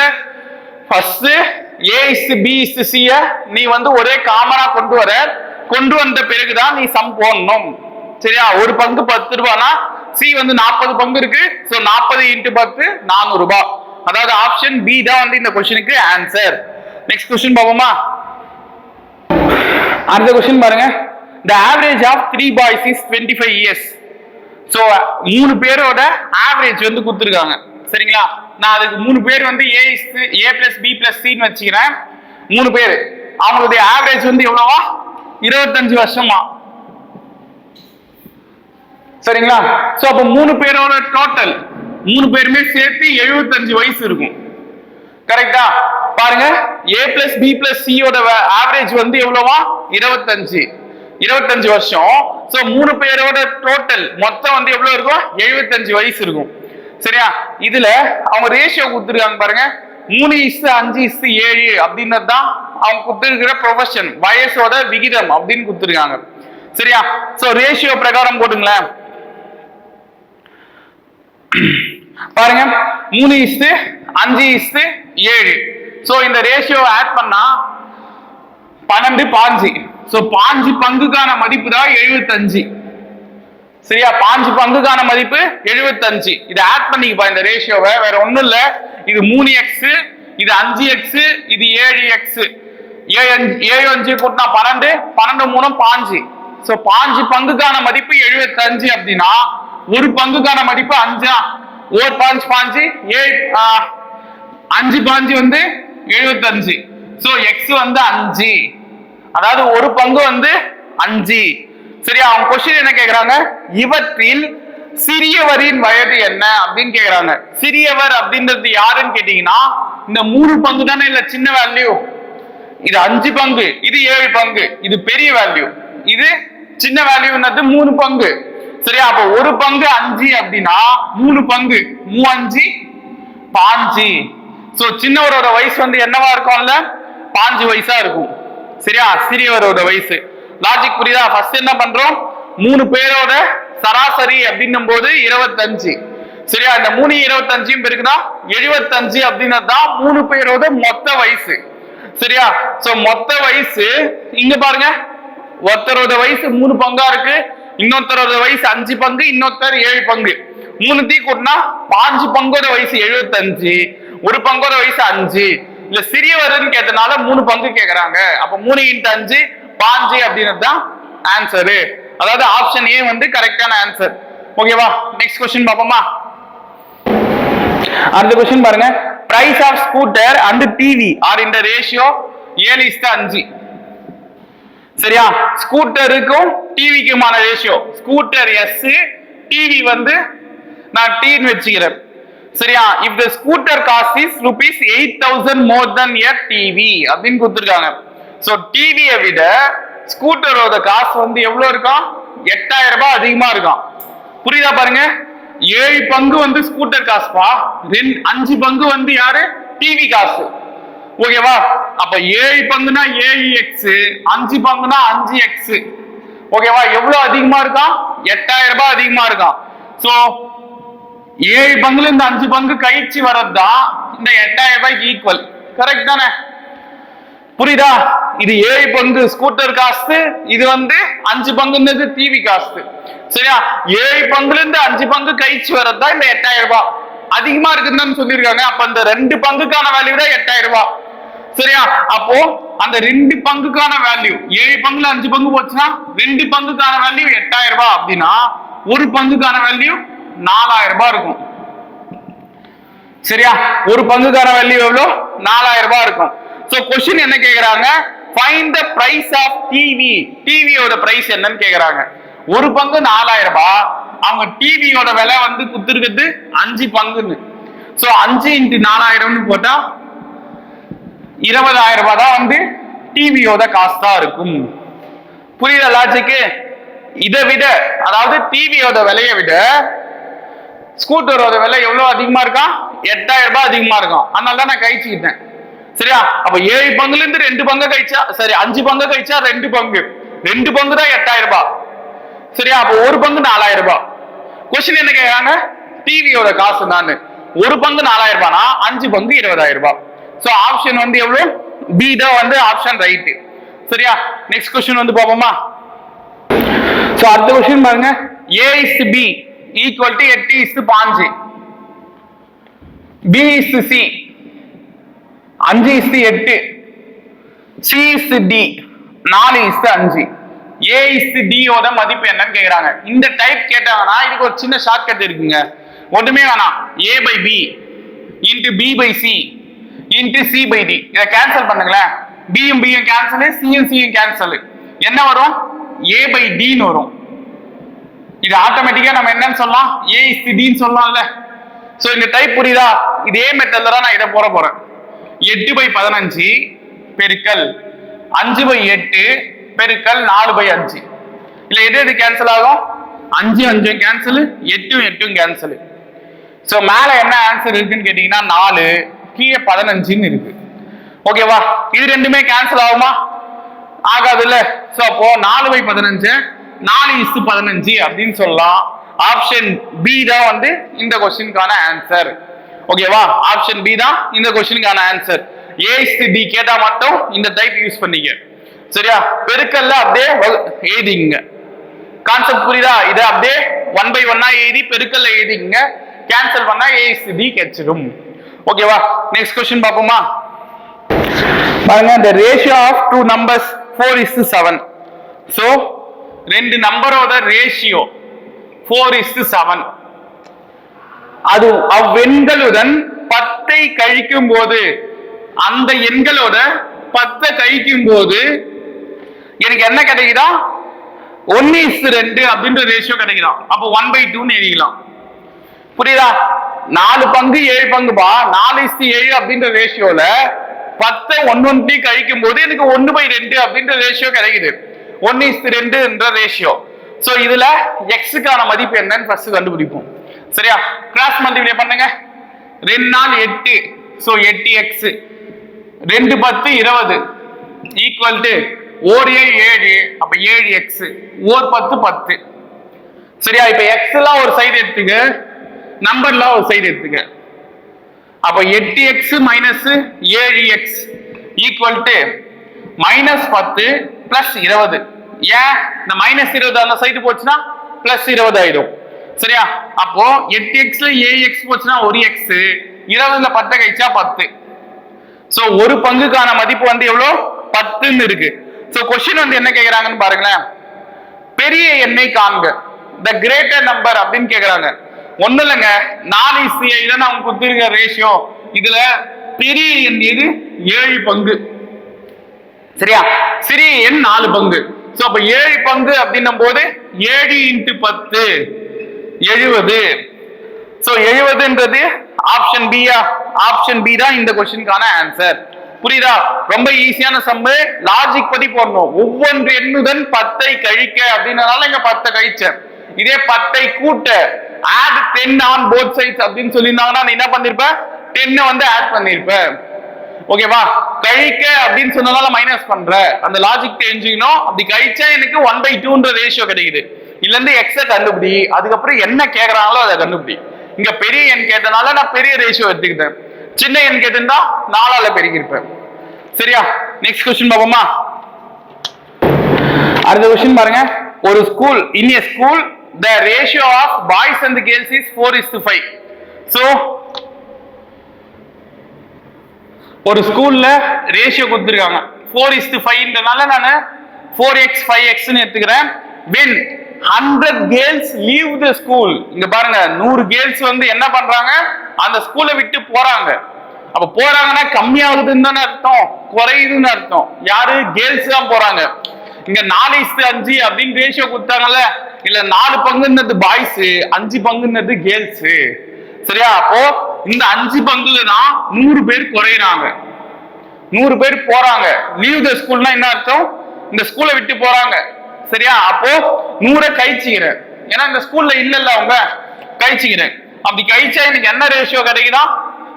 6:7 அப்படின்ற ரேஷியோ கிடைக்குதான். அப்போ பள்ளியில் எத்தனை ஆண் மாணவர்கள் உள்ளனர் அப்படின்னு சொல்லிட்டு கேக்குறாங்க. சரியா? சோ பாருங்களேன், இதையா சேம் அதே கிராஸ் மல்டிப்ளை பண்ணுங்க. 7 4 28 28x ஈக்குவல் டு இந்த சைடு கிராஸ் மல்டிப்ளை பண்ணா 6 5 30x மைனஸ் 600. சரியா? சோ இப்போ இது இந்த சைடு எடுத்து வந்துரு. 28x minus 30x equal to minus 600. 30xல 28x போச்சுன்னா 2x. பெரிய நம்பர் சிம்பிள் மைனஸ்ன்றதால minus 2x equal to minus 600. Minus minus cancel. 1 2 2 300 600. So x equal to 300 அப்படின்றது தான் ஒரு பங்குக்கான ஆன்சர். சரியா? क्वेश्चन என்ன கேக்குறாங்க? how many boys are there in the school அப்படின்னு கேக்குறாங்க. அந்த ஸ்கூல்ல மொத்தம் எத்தனை ஆண்கள் இருக்காங்க அப்படின்னு. ஆண்களின் பங்கு என்னப்பா? 4 பங்கு. சரியா? அப்போ 4 × 300 அப்படின்னு போத்தீங்கன்னா 1200 பேர் வந்து அங்க ஆண்களாக இருப்பாங்க. சரியா? புரியுதா? ஆண் மாணவர்கள் மொத்தம் எத்தனை? 1200 பேர். அதாவது ஆப்ஷன் பி. கொஸ்டின் புரியுது இல்ல? இங்க ஏன் சார் நான் மேல 100 கழிக்கல? அங்க பாருங்க, போன கொஸ்டின்ல ஈச் நம்பர்லயும் 10 கழிக்கணும் அப்படின்னு சொல்லியிருக்காங்க. அதனால மேலையும் கீழையும் கழிச்சேன். ஆனா இந்த கொஸ்டின்ல கேர்ள்ஸ்ல 100 பேர் குறைகிறாங்க. சோ அதனால தான் நான் கேர்ள்ஸ்ல 100 கழிச்சேன், பாய்ஸ்ல எதுவுமே பண்ணல. ஓகேவா? லாஜிக் தெரிஞ்சு போடுங்க. நெக்ஸ்ட் கொஸ்டின் பார்ப்போம். The ratio between the ages of A and B. ஏக்கும் பிக்குமான ரேஷியோ கொடுத்திருக்காங்க. ஏஜுக்கான ரேஷியோ 3:5 அப்படின்ற ரேஷியோ. அந்த சம் ஆஃப் தேர் ஏஜஸ் வந்து இஸ் 56. இந்த ரெண்டு ரேஷியோவை ஆட் பண்ணா எனக்கு என்ன வருதா? 56 வருஷம் வருதா? சரியா? அப்போ இது ஏ வந்து 3 பங்கு பிளஸ் பி வந்து 5 பங்கு, ரெண்டுத்தையும் ஆட் பண்ணா எனக்கு 56 வருஷம் வருது. சரியா? அப்ப 8 பங்குக்கான ஆன்சர் 56. அவங்களே சொல்லிட்டாங்க பாருங்க, சம் ஆஃப் தர் ஏஜஸ். அது ரெண்டுத்தையும் ஆட் பண்ணா எனக்கு 56 வயசு வருது. சரியா? பாருங்க, 4 8 8 ஏ 8 56. சரியா? அப்ப x ஈக்குவல் டு 7. இதுதான் எக்ஸுக்கான மதிப்பு. சரியா? நல்லா புரிஞ்சுக்கணும். இதுல இருந்து நீங்க என்ன பண்ணுங்க, இந்த வயசை கண்டுபிடிங்க. ஏவோட வயசு என்னவா இருக்கும்? 3 × 7 இருக்கும். பியோட வயசு 5 × 7 இருக்கும். அதாவது ஏவோட வயசு 21 வயசா இருக்கும், பியோட வயசு 35 வயசா இருக்கும். சரியா? புரியுதா? 3 21 ஐ 35. சோ இதுல கொஸ்டின் என்ன கேக்குறாங்க அப்படின்னு பாத்தீங்கன்னா, 7 வருடங்களுக்கு முன்பு, 7 வயசு முன்னாடி இவங்களுக்கான ரேஷியோ என்ன? சோ இதுல இருந்து 7 கழிச்சுக்கிறேன், அதே மாதிரி இதுல இருந்து 7 கழிச்சுக்கிறேன். கழிச்சா 21 7 கழிச்சா 14 பா, 35ல 7 கழிச்சா 28. சோ இதுக்கான ரேஷியோ என்னன்னு தான் கேக்குறாங்க. 1 14 14, 2 14 28. சரியா? அப்ப 1:2 அப்படின்றது தான் 7 வருஷத்துக்கு முன்னாடி அவங்களுக்கான ரேஷியோவா இருக்கும். சரியா? அதாவது ஆப்ஷன் சி தான் வந்து இந்த கொஸ்டினுக்கான ஆன்சர். புரியுதா? 7 வருஷத்துக்கு முன்னாடின்றதால 7 கழிச்சேன், பின்புன்னு கொடுத்திருந்தாங்கன்னா 7 கூட்டின்னு இருப்பேன்.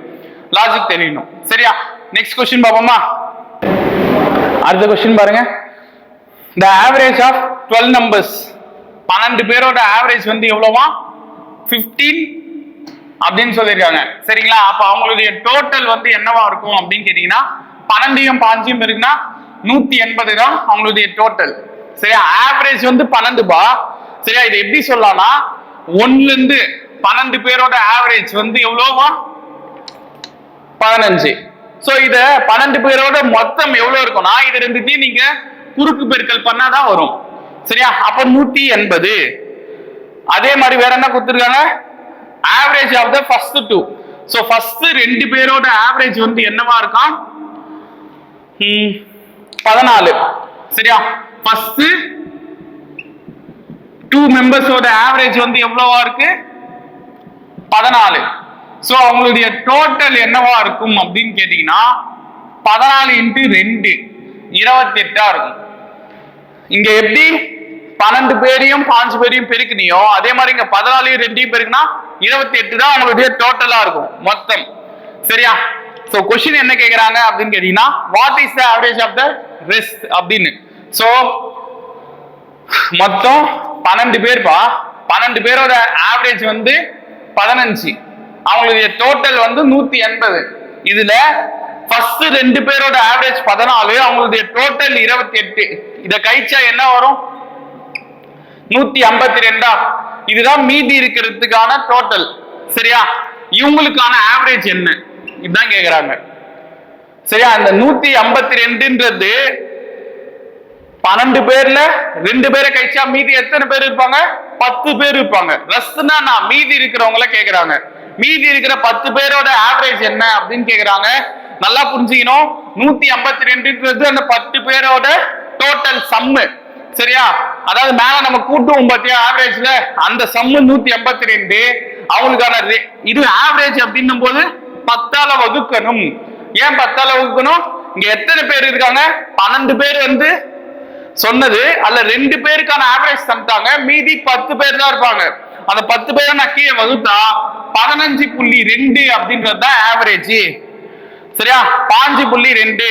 அதாவது ஆப்ஷன் சி. இங்க 15 1/2 கொடுத்திருப்பாங்க, அது 1/2 15.2 அப்படின்றது தான் ஆன்சர்.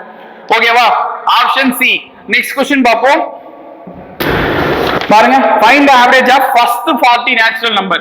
இந்த first 40, first 50, first 60 அப்படிலாம் கொடுத்தாங்கன்னா இதெல்லாம் கன்செகட்டிவ் நம்பருங்க. கன்செகட்டிவா ஃபர்ஸ்ட் 40 நம்பர் இப்படி கேக்குறாங்கன்னா சிம்பிளா ஒரு விஷயம் புரிஞ்சுங்க. லாஸ்ட் நம்பர் இருக்குல்ல அதை எடுத்துங்க, அதோட ஒன்னு கூட்டிங்க, 2ஆல வகுத்துங்க, அவ்வளவுதாங்க ஆவரேஜ். சொல்றது புரியுதா? கன்செகட்டிவா 40 நம்பருக்கு ஆவரேஜ், கன்செகட்டிவா 50 நம்பருக்கு ஆவரேஜ், அதாவது தொடர்ச்சியா 40 நம்பருக்கு ஆவரேஜ், தொடர்ச்சியா 50 நம்பருக்கு ஆவரேஜ்னு கேட்டாங்கன்னா நீங்க என்ன பண்ணுங்க, கடைசி நம்பரு பிளஸ் 1/2 பாருங்க, 41/2 ஆட் பண்ணா இத வகுத்தா என்ன வரும்? 20.5 வரும். சோ 20.5 ஆன்சர் இருக்கா? அதாவது ஆப்ஷன் டி தான் இந்த क्वेश्चनக்கான ஆன்சர். சரியா? நெக்ஸ்ட் क्वेश्चन வந்து பார்க்கலாமா? பாருங்க, the average age of 6 students is 11 years. 6 ஸ்டூடெண்டோட average வந்து எவ்வளவா? 11 இயர்ஸ். அவங்களுடைய டோட்டல் என்னவா இருக்கும்? 11 6 பெருக்குனா 66 தான் அவங்களுடைய டோட்டலா இருக்கும். சரியா? நெக்ஸ்ட், சரி, if two more students of ages, இங்க நல்லா புரிஞ்சுக்கணும், 2 பேர் ஆட் ஆவறாங்க, மொத்தம் டோட்டல் எங்கிட்ட 66 இருக்குப்பா ஆவரேஜ். சரி, டோட்டல் அதோட 2 ஸ்டூடெண்ட்ஸ் வந்து ஆட் ஆவறாங்க. யார் யாருன்னா, ஒருத்தரோட ஏஜ் 14 வருஷம், இன்னொருத்தரோட ஏஜ் வந்து 16 வருஷம். இப்படி இருக்கிற 2 பேர் ஆட் ஆவறாங்க. சோ அப்படி ஆட் ஆனா இப்போ அவங்களுடைய ஆவரேஜ் ஏஜ் என்ன என்ன அப்படின்னு கேக்குறாங்க, சராசரி வயது என்ன அப்படின்னு. சோ லாஜிக் புரியுதா? டோட்டல் வந்து 66 வந்துருச்சு, இதோட ஒரு 14 வயசையும் ஒரு 16 வயசையும் ஆட் பண்ணிக்கிறேன். சரியா? ஆட் பண்ணி ஆவரேஜ் கண்டுபிடிக்கும் போது இங்க ஏற்கனவே 6 ஸ்டூடெண்ட்ஸ் இருக்காங்க. சரியா? இப்போ எத்தனை பேர் ஆட் ஆயிருக்காங்க? 14 வயசு கொண்ட ஒருத்தரும் 16 வயசு கொண்ட ஒருத்தரும் ஆட் ஆயிருக்காங்க. அப்போ மொத்தம் எத்தனை பேர்? இப்போ 8 பேரு. ஏன்னா இங்க 6 பிளஸ் இங்க 2 பேர் ஆட் ஆயிருக்காங்க. அப்போ இப்ப ஆவரேஜ் கண்டுபிடிக்கும் போது 8ஆல தான் டிவைட் பண்ணும். சரியா? அப்போ இது ஆட் பண்ணா 80, 96, 96/8, ஒரு 8 8, 12 8 96. சோ 12 அப்படின்றது தான் நியூ ஆவரேஜ், புதிய சராசரி. அதாவது ஆப்ஷன் பி தான் இந்த क्वेश्चनக்கான ஆன்சர். சரியா? நெக்ஸ்ட் क्वेश्चन வந்து பாப்போமா? அடுத்த क्वेश्चन பாருங்க, the average of 14 girls and the teachers age is 15 years. So 14 மாணவிகள் மற்றும் ஒரு டீச்சர். சரி, அப்ப 15 பேரா? புரியுதா? 14 மாணவிகள் மற்றும் ஒரு டீச்சர், மொத்தம் 5 பேர். அந்த 5 பேரோட ஆவரேஜ் வந்து எவ்வளவா? 5 வருஷம். சரியா? சோ இதை எப்படி எழுதிக்கலாம்? 14 கேர்ள்ஸ் பிளஸ் 1 டீச்சர். சரியா? 5 பேரோட ஆவரேஜ் வந்து 5 வருஷம். சோ அவங்களுடைய டோட்டல் என்னவா இருக்கும் அப்படின்னு கேட்டீங்கன்னா 5 225 தான் அவங்களுடைய டோட்டல் இயர்ஸா இருக்கும். 225 வருஷம். சரியா? சோ இதுல வேற என்ன கொடுத்திருக்காங்க? if the teacher age is excluded, அதாவது இல்ல இப்போ டீச்சர் வெளியே போயிட்டாங்க, டீச்சர் ஏஜ் கணக்குல எடுத்துக்கல அப்படின்னா மொத்தம் எத்தனை பேர் இருப்பாங்க? 14 கேர்ள்ஸ் மட்டும் இருப்பாங்க, இந்த ஒரு டீச்சர் போயிட்டு போவாங்க. சரியா? அப்ப 14 பேரோட ஆவரேஜ் எவ்வளவு கொடுத்திருக்காங்க? Reduced by 1. ஆவரேஜ்ல ரெடியூஸ்டு பை 1. நல்லா புரிஞ்சுக்கணும், 5 பேரோட ஆவரேஜ் 5 கொடுத்திருந்தாங்களா, இதுல ரெடியூஸ்டு பை 1, அந்த ஆவரேஜ்ல 1 கழிச்சா 14 அப்படின்றது தான் நியூ ஆவரேஜ். சரியா? புரியுதா பாரு? 14 கேர்ள்ஸும் ஒரு டீச்சரும் இருக்கும்போது அவங்களுடைய ஆவரேஜ் வந்து 5. சரியா? இதுல டீச்சர் வெளியே போயிட்டாங்க அப்படின்னும் போது அவங்களுடைய ஆவரேஜ்ல 1 கம்மி ஆகுது. சோ அப்ப 14 அப்படின்றது தான் நியூ ஆவரேஜா இருக்கும். சரியா? அப்ப இவங்களுக்கான டோட்டல் என்னவா இருக்கும்? இந்த 14 பெருக்குனா 196. சரியா? அவங்க கொஸ்டின் என்ன கேக்குறாங்க அப்படின்னு கேட்டீங்கன்னா டீச்சரோட வயசு என்ன அப்படின்னு கேக்குறாங்க. ரொம்ப சிம்பிளுங்க. 5 பேர் இருக்கும்போது அவங்களுடைய டோட்டல் வந்து 225. அந்த டீச்சர் மட்டும் வெளியே போயிடும் போது அவங்களுடைய ஆவரேஜ் 196. சரி, அவங்க டோட்டல். சோ கழிச்சு வரதுதான் டீச்சரோட ஏஜா இருக்கும்.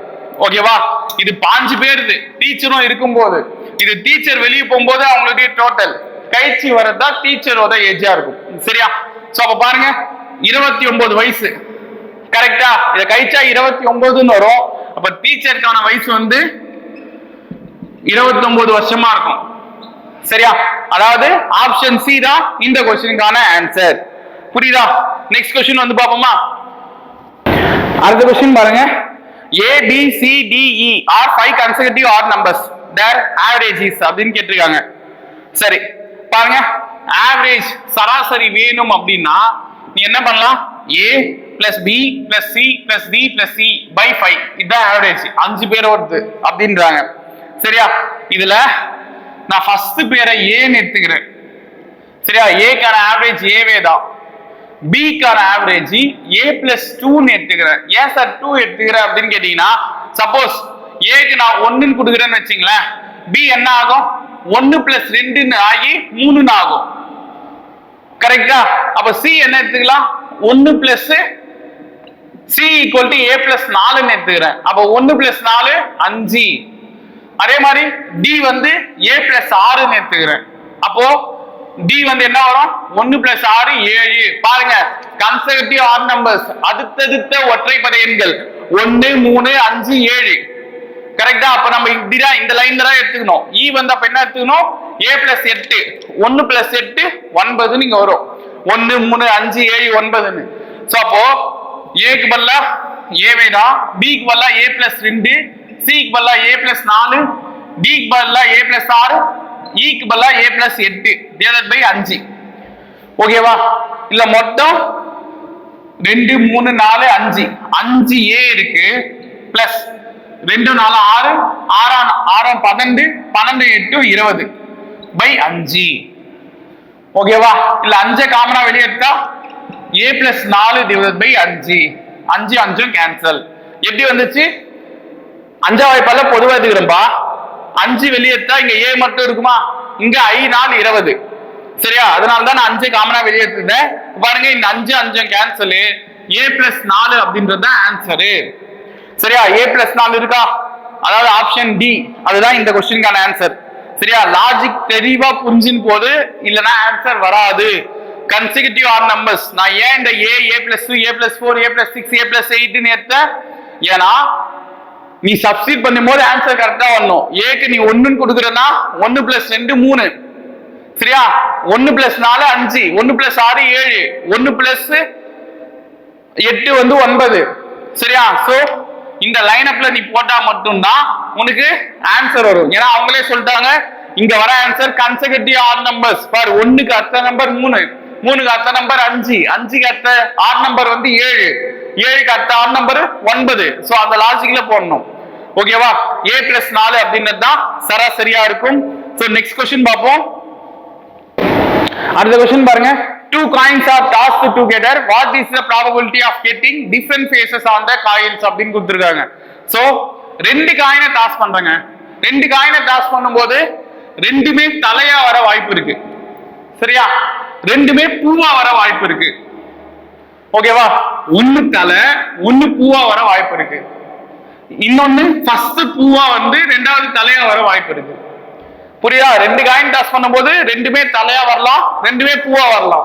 ஃபர்ஸ்ட் காயின் தலை வந்து ரெண்டாவது காயின் பூ வர வாய்ப்பு இருக்கு, ஃபர்ஸ்ட் காயின் பூ வந்து ரெண்டாவது காயின் தலை வர வாய்ப்பு இருக்கு. சரியா, அப்ப மொத்தம்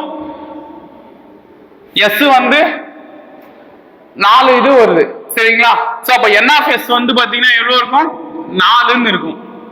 சரியா, n of s வந்து 4, டோட்டலா வந்து 4 சாத்தியக்கூறுகள் இருக்கு.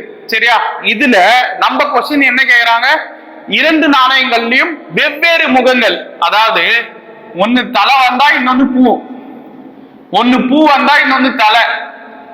சரியா, இதுதான் வெவ்வேறு முகங்கள். அப்போ எத்தனை வருது, HTன்றது ஒன்னும் TH அப்படின்றது ஒன்னும். சரியா, இதுக்கு தான் ஏன் பேர் வச்சனா n of a அப்படின்றது 2. சரியா, n of a அப்படின்றது 2. சரியா, இதுதான் வெவ்வேறு முகங்கள், டிஃபரண்ட் ஃபேசஸ். புரியுதா, சோ அப்போ P of a equal to n of a by n of s. So 2/4 total வந்து 4 பா, அல்ல 2 வந்து டிஃபரண்டா இருக்கு. சோ கேன்சல் பண்ணா 1/2 அப்படின்றதுதான் இந்த கொஸ்டினுக்கான ஆன்சர். அதாவது ஆப்ஷன் பி தான் இந்த கொஸ்டினுக்கான ஆன்சர். நெக்ஸ்ட் கொஸ்டின் வந்து பாப்போமா. The probability of an event cannot அப்படின்னு சொல்லிட்டு கொடுத்திருக்காங்க. ஒரு நிகழ்ச்சியோட நிகழ்தகவு எவ்வாறு இருக்க முடியாது அப்படின்னு கேட்டீங்கன்னா 0க்கு சமமா இருக்கும். ஏன்னா ரேஞ்சே வந்து பாத்தீங்கன்னா ப்ராபபிலிட்டி 0 to 1 தான். சரியா, 0ல இருந்து 1 வரைக்கும் அது எங்க வேணா இருக்கலாம். சரியா, அது 0வா இருக்கலாம், ஈக்குவல் டு 0வா இருக்கலாம், வாய்ப்பு இருக்கு. ஏன்னா உறுதியற்ற நிகழ்தகவு அப்படின்ற ஒரு வார்த்தை இருக்குங்க. சரியா, உறுதியற்ற நிகழ்தகவு. சோ உறுதியற்ற நிகழ்தகவுக்கான ஆன்சர் 0 தான். இம்பாசிபிள் ஈவென்ட்ஸ் அப்படின்னு கொடுத்திருப்பாங்க. சாத்தியமே இல்லைங்க சார், இம்பாசிபிள் ஈவென்ட்ஸ். இதுக்கான ஆன்சர் வந்து என்னது? 0 தான். அப்போ ஈக்குவல் டு 0 வர வாய்ப்பு இருக்கு. அதே மாதிரி 0த்தை விட பெரியது அப்படின்னு சொல்றாங்க. 0த்தை விட பெரியது, ஏன்னா ஆன்சரே 0ல இருந்து 1 தாங்க. சரி, அப்ப 0த்தை விட பெருசா வரவும் வாய்ப்பு இருக்கு. 0.1 0.2 0.3 இதெல்லாம் வந்து 0த்தை விட பெருசுதானே. சோ அப்ப 0த்தை விட பெரியதாக வரவும் வாய்ப்பு இருக்கு. சரியா, ஈக்குவல் டு 1 வரவும் வாய்ப்பு இருக்குங்க. 1க்கு ஈக்குவலா வந்துச்சுன்னா அது பேர் உறுதியான நிகழ்தகவு அப்படின்னு கண்டிப்பா நடக்கும் சார். சாத்தியமான நிகழ்தகவு இல்லனா பியூர் ஈவென்ட்ஸ் அப்படின்னு கொடுத்திருப்பாங்க. சரியா, பியூர் ஈவென்ட்ஸ் இல்லனா ஷூர் ஈவென்ட்ஸ், ஏதோ ஒண்ணு. நீங்க உறுதியான நிகழ்தகவு அப்படின்னு சொல்லிட்டு ஞாபகம் வச்சுங்க. Sure events. சரியா, இதுதான் ரைட், ஷூர் ஈவென்ட்ஸ்னே சொல்லலாம். சோ இதெல்லாம் வந்து கண்டிப்பா நடக்கும். 1ன்னா கண்டிப்பா நடக்கும், 0னா கண்டிப்பா நடக்காது. 0.1 0.2 0.3 வரவும் வாய்ப்பு இருக்கு. சரியா, ஏன்னா அதனுடைய ரேஞ்சே 0 to 1 தான். சரியா, அப்ப எது வர வாய்ப்பு இல்லைன்னா 0த்தை விட சிறியது, அதாவது மைனஸ்ல வர கண்டிப்பா வாய்ப்பு இல்லை. சரியா, ஒரு ஈவென்ட் கண்டிப்பா மைனஸ்ல வர வாய்ப்பு இல்லை. மழை பெய்யுமா பெய்யாதான்னு கேட்டா ஒண்ணு பெய்யும், இல்லைன்னா பெய்யாது, இப்படிதான் சொல்ல முடியும். சரியா, அதை விட்டு நம்ம வந்து 0ல வர, அதாவது சாத்தியமே இல்லாத ஒரு விஷயத்த சொல்ல வாய்ப்பே இல்லை. சரியா, சோ லாஜிக் புரிஞ்சிக்க. அப்ப ஆன்சர் என்னன்னு கேட்டீங்கன்னா டி, ஆப்ஷன் டி, 0த்தை விட சிறியது, லெஸ் தென் 0ன்னு கொடுத்திருக்காங்க பாத்தீங்களா, அதுதான் ஆன்சர். ஓகேவா, நெக்ஸ்ட் क्वेश्चन வந்து பார்ப்போம். What is the probability of drawing a king or a queen or a jack from a deck of cards அப்படின்னு சொல்லிருக்காங்க. 52 சீட்டுகள். சோ n of s வந்து 52. இதுல வந்து ஒரு சீட் எடுக்கிற, அந்த சீட்டு வந்து பாத்தீங்கன்னா ஒரு ராஜா இல்ல ஒரு ராணி இல்ல ஒரு மந்திரியாக இருப்பதற்கான நிகழ்தகவு என்ன அப்படின்னு கேக்குறாங்க. சரியா, சோ ஒரு சீட்டு கட்டல ராஜா வந்து பாத்தீங்கன்னா 4 இருப்பாங்க, 4 இருக்கும். சரியா, ராணியும் வந்து 4 பேர் இருப்பாங்க. சரியா, அதே மாதிரி ஜாக்னு கொடுத்திருக்காங்க பாத்தீங்களா, ஜாக்கும் வந்து பாத்தீங்கன்னா 4 இருக்கும். சரியா, இதுல ஒரு விஷயம் நீங்க பார்க்கணும். ஆறுன்னு ஒரு வார்த்தையை மென்ஷன் பண்ணிருக்காங்க பாத்தீங்களா, தமிழ்ல அல்லதுன்னு. இந்த அல்லதுன்னு கொடுத்தாங்கன்னா ஆட் பண்ணீங்க. சரியா, கொஸ்டின்ல ஒரு சில நேரத்துல அண்டுன்னு கொடுப்பாங்க, மற்றும்னு. அப்படி மற்றும்னு கொடுத்தா பெருக்கிக்கிங்க. சரியா, சோ இந்த கொஸ்டின்ல என்ன கொடுத்திருக்காங்க, ஆர் அல்லதுன்னு கொடுத்திருக்காங்க. சோ அல்லதுன்னு கொடுத்தா இந்த 3 வேல்யூ ஆட் பண்ணிக்க. 4 8 12. சோ n of a அப்படின்றது 12 பேர் இருப்பாங்க. ராஜால 4 பேரு, ராணில 4 பேரு, ஜாக்ல 4 பேரு. பச்சிருப்பீங்க ஸ்பேடு, ஹார்ட், டைமண்ட். சரியா, சோ அதுல ஒன்னொன்னுலயும் ஒருத்தர் இருப்பாங்க. சோ 4 இதுல 4 பேர் இருப்பாங்க. ராஜா, ராணியும் 4, ஜாக்கும் 4. சரியா, சோ அப்ப p of a equal to n of a by n of s. அப்ப 12/52. சரியா, 12 பேர் வந்து இவங்க, 52 ஓவரால். 4 பல்லச்சா, இது 3 முறை, இது 13 முறை. சரியா, 13 52. சோ 3/13 அப்படின்றது தான் ஆன்சர், அதாவது ஆப்ஷன் ஏ. நெக்ஸ்ட் क्वेश्चन வந்து பாப்போமா. பாருங்க, ஒரு சீரான பகடையை ஒரு முறை உருட்டும் போது ஒரு இரட்டை எண் கிடைப்பதற்கான நிகழ்தகவு. ஒரு சீரான பகடை, இதுல ஆன்சர் என்னென்ன வரும்? 1 2 3 4 5 6. ஒரு டைஸ்ல 1ல இருந்து 6 வரைக்கும் தான் வந்து நம்பர்ஸ் இருக்கும். சரியா, எக்ஸாம்பிளுக்கு நீ எங்க பார்க்கலாம் அப்படின்னு பாத்தீங்கன்னா நம்ம இந்த பாம்பு ஏணியை வச்சு ஒரு கேம் ஆடிருக்கோம். சரியா? அந்த கேம்ல வந்து டைஸ் இருக்கும். அதுல 1ல இருந்து 6 வரைக்கும்னா புள்ளி இருக்கும். சரியா? சோ 1ல இருந்து 6 வரைக்கும் நம்பர் இருக்குங்க. நல்லா ஞாபகம் வச்சுங்க. ஒரு முறை உருட்டும் போது இதுதான் சான்ஸ். இந்த 6 நம்பர்ல எந்த நம்பர் வேணா வரலாம். 4 வரலாம், 6 வரலாம், 1 வரலாம், எது வேணா வரலாம். ஆனா இந்த 6 நம்பர் தான் வர சான்ஸ் இருக்கு. ஓகேவா? இதுதான் ஈவன்ஸ். சோ அப்ப n of s வந்து 6. சரியா? n of s வந்து 6. இதுல அவங்க என்ன சொல்றாங்கன்னா இரட்டைப்படை எண் கிடைப்பதற்கான நிகழ்தகவு. சரியா? ஈவன் நம்பர் கிடைக்கிறதுக்கான நிகழ்தகவு. சோ ஈவன் நம்பர் எது எது இல்ல? 2, 4, 6. இதுதான் இரட்டைப்படை எண். சோ அப்போ ஏன்றது எது எது? 2, 4, 6 ஈவன் நம்பர்ஸ். சரியா? சோ n of a அப்படின்றது மொத்தம் 3 நம்பர் இருக்கு. 2, 4, 6ன்னு சொல்லிட்டு 3 நம்பர் இருக்கு. So p of a equal to n of a by n of s 3/6. So 1 3 3 2 3 6. So divide பண்ணா 1/2 அப்படின்றது தான் இந்த क्वेश्चनக்கான ஆன்சர். அதாவது ஆப்ஷன் சி. இதுதான் இந்த क्वेश्चनக்கான ஆன்சர். ஓகேவா? நெக்ஸ்ட் क्वेश्चन வந்து பாப்போம். அண்ட் ஃபைனல் क्वेश्चन ஆயிடு. பாருங்க இந்த क्वेश्चन என்ன சொல்றாங்க? 2 சீரான நாணயங்களை ஒரே நேரத்தில் சுண்டும் போது இரு தலைகள் கிடைப்பதற்கான நிகழ்தகவு. இப்பதான் ஒரு 4 क्वेश्चन முன்ன பார்த்தோம். எது இது சான்ஸ் வரும்? எச் எச் ரெண்டுமே தலையா வரலாம், ரெண்டுமே பூவா வரலாம். ஃபர்ஸ்ட் தலை ரெண்டாவது பூவா வரலாம், ஃபர்ஸ்ட் பூ ரெண்டாவது தலையா வரலாம். சோ 4 சான்ஸ் இருக்கு. சரியா? அப்ப n of s வந்து 4. இதுல அவங்க என்ன சொல்றாங்க? இரு தலைகள் கிடைப்பதற்கான நிகழ்தகவு. ரெண்டுமே தலையா கிடைப்பதற்கான நிகழ்தகவு ஒரே நம்பர் தான் வருது. சரியா? சோ அப்ப n of a வந்து 1 தான்பா. p of a equal to n of a by n of s. சரியா? அப்போ 1/4 இவ்வளவுதான் ஆன்சர். சரியா? டி வந்து என்னது? 1/4. அதாவது ஆப்ஷன் டி தான் வந்து இந்த क्वेश्चनக்கான ஆன்சர். சரியா? சோ இந்த வீடியோல நம்ம என்ன பார்த்திருக்கோம் அப்படின்னு கேட்டீங்கன்னா ஒரு 35 क्वेश्चंस வந்து பார்த்திருக்கோம். சரியா? அந்த 35 क्वेश्चनமே நிறைய பேர் எக்ஸாம்ல அதாவது டெஸ்ட் எழுதும் போதே வந்து ட்ரை பண்ணிருப்பேன். ஆன்சரும் வந்திருக்கும். தெரியாத சம்மும் இப்ப பார்த்து தெரிஞ்சுங்க. சரியா? சோ முடிஞ்ச அளவுக்கு நிறைய சம் பிராக்டிஸ் பண்ணு. அப்பதான் மேக்ஸ்ல நல்ல மார்க் வாங்க முடியும். சரியா? நெக்ஸ்ட் வீடியோல பார்ப்போம். நன்றி.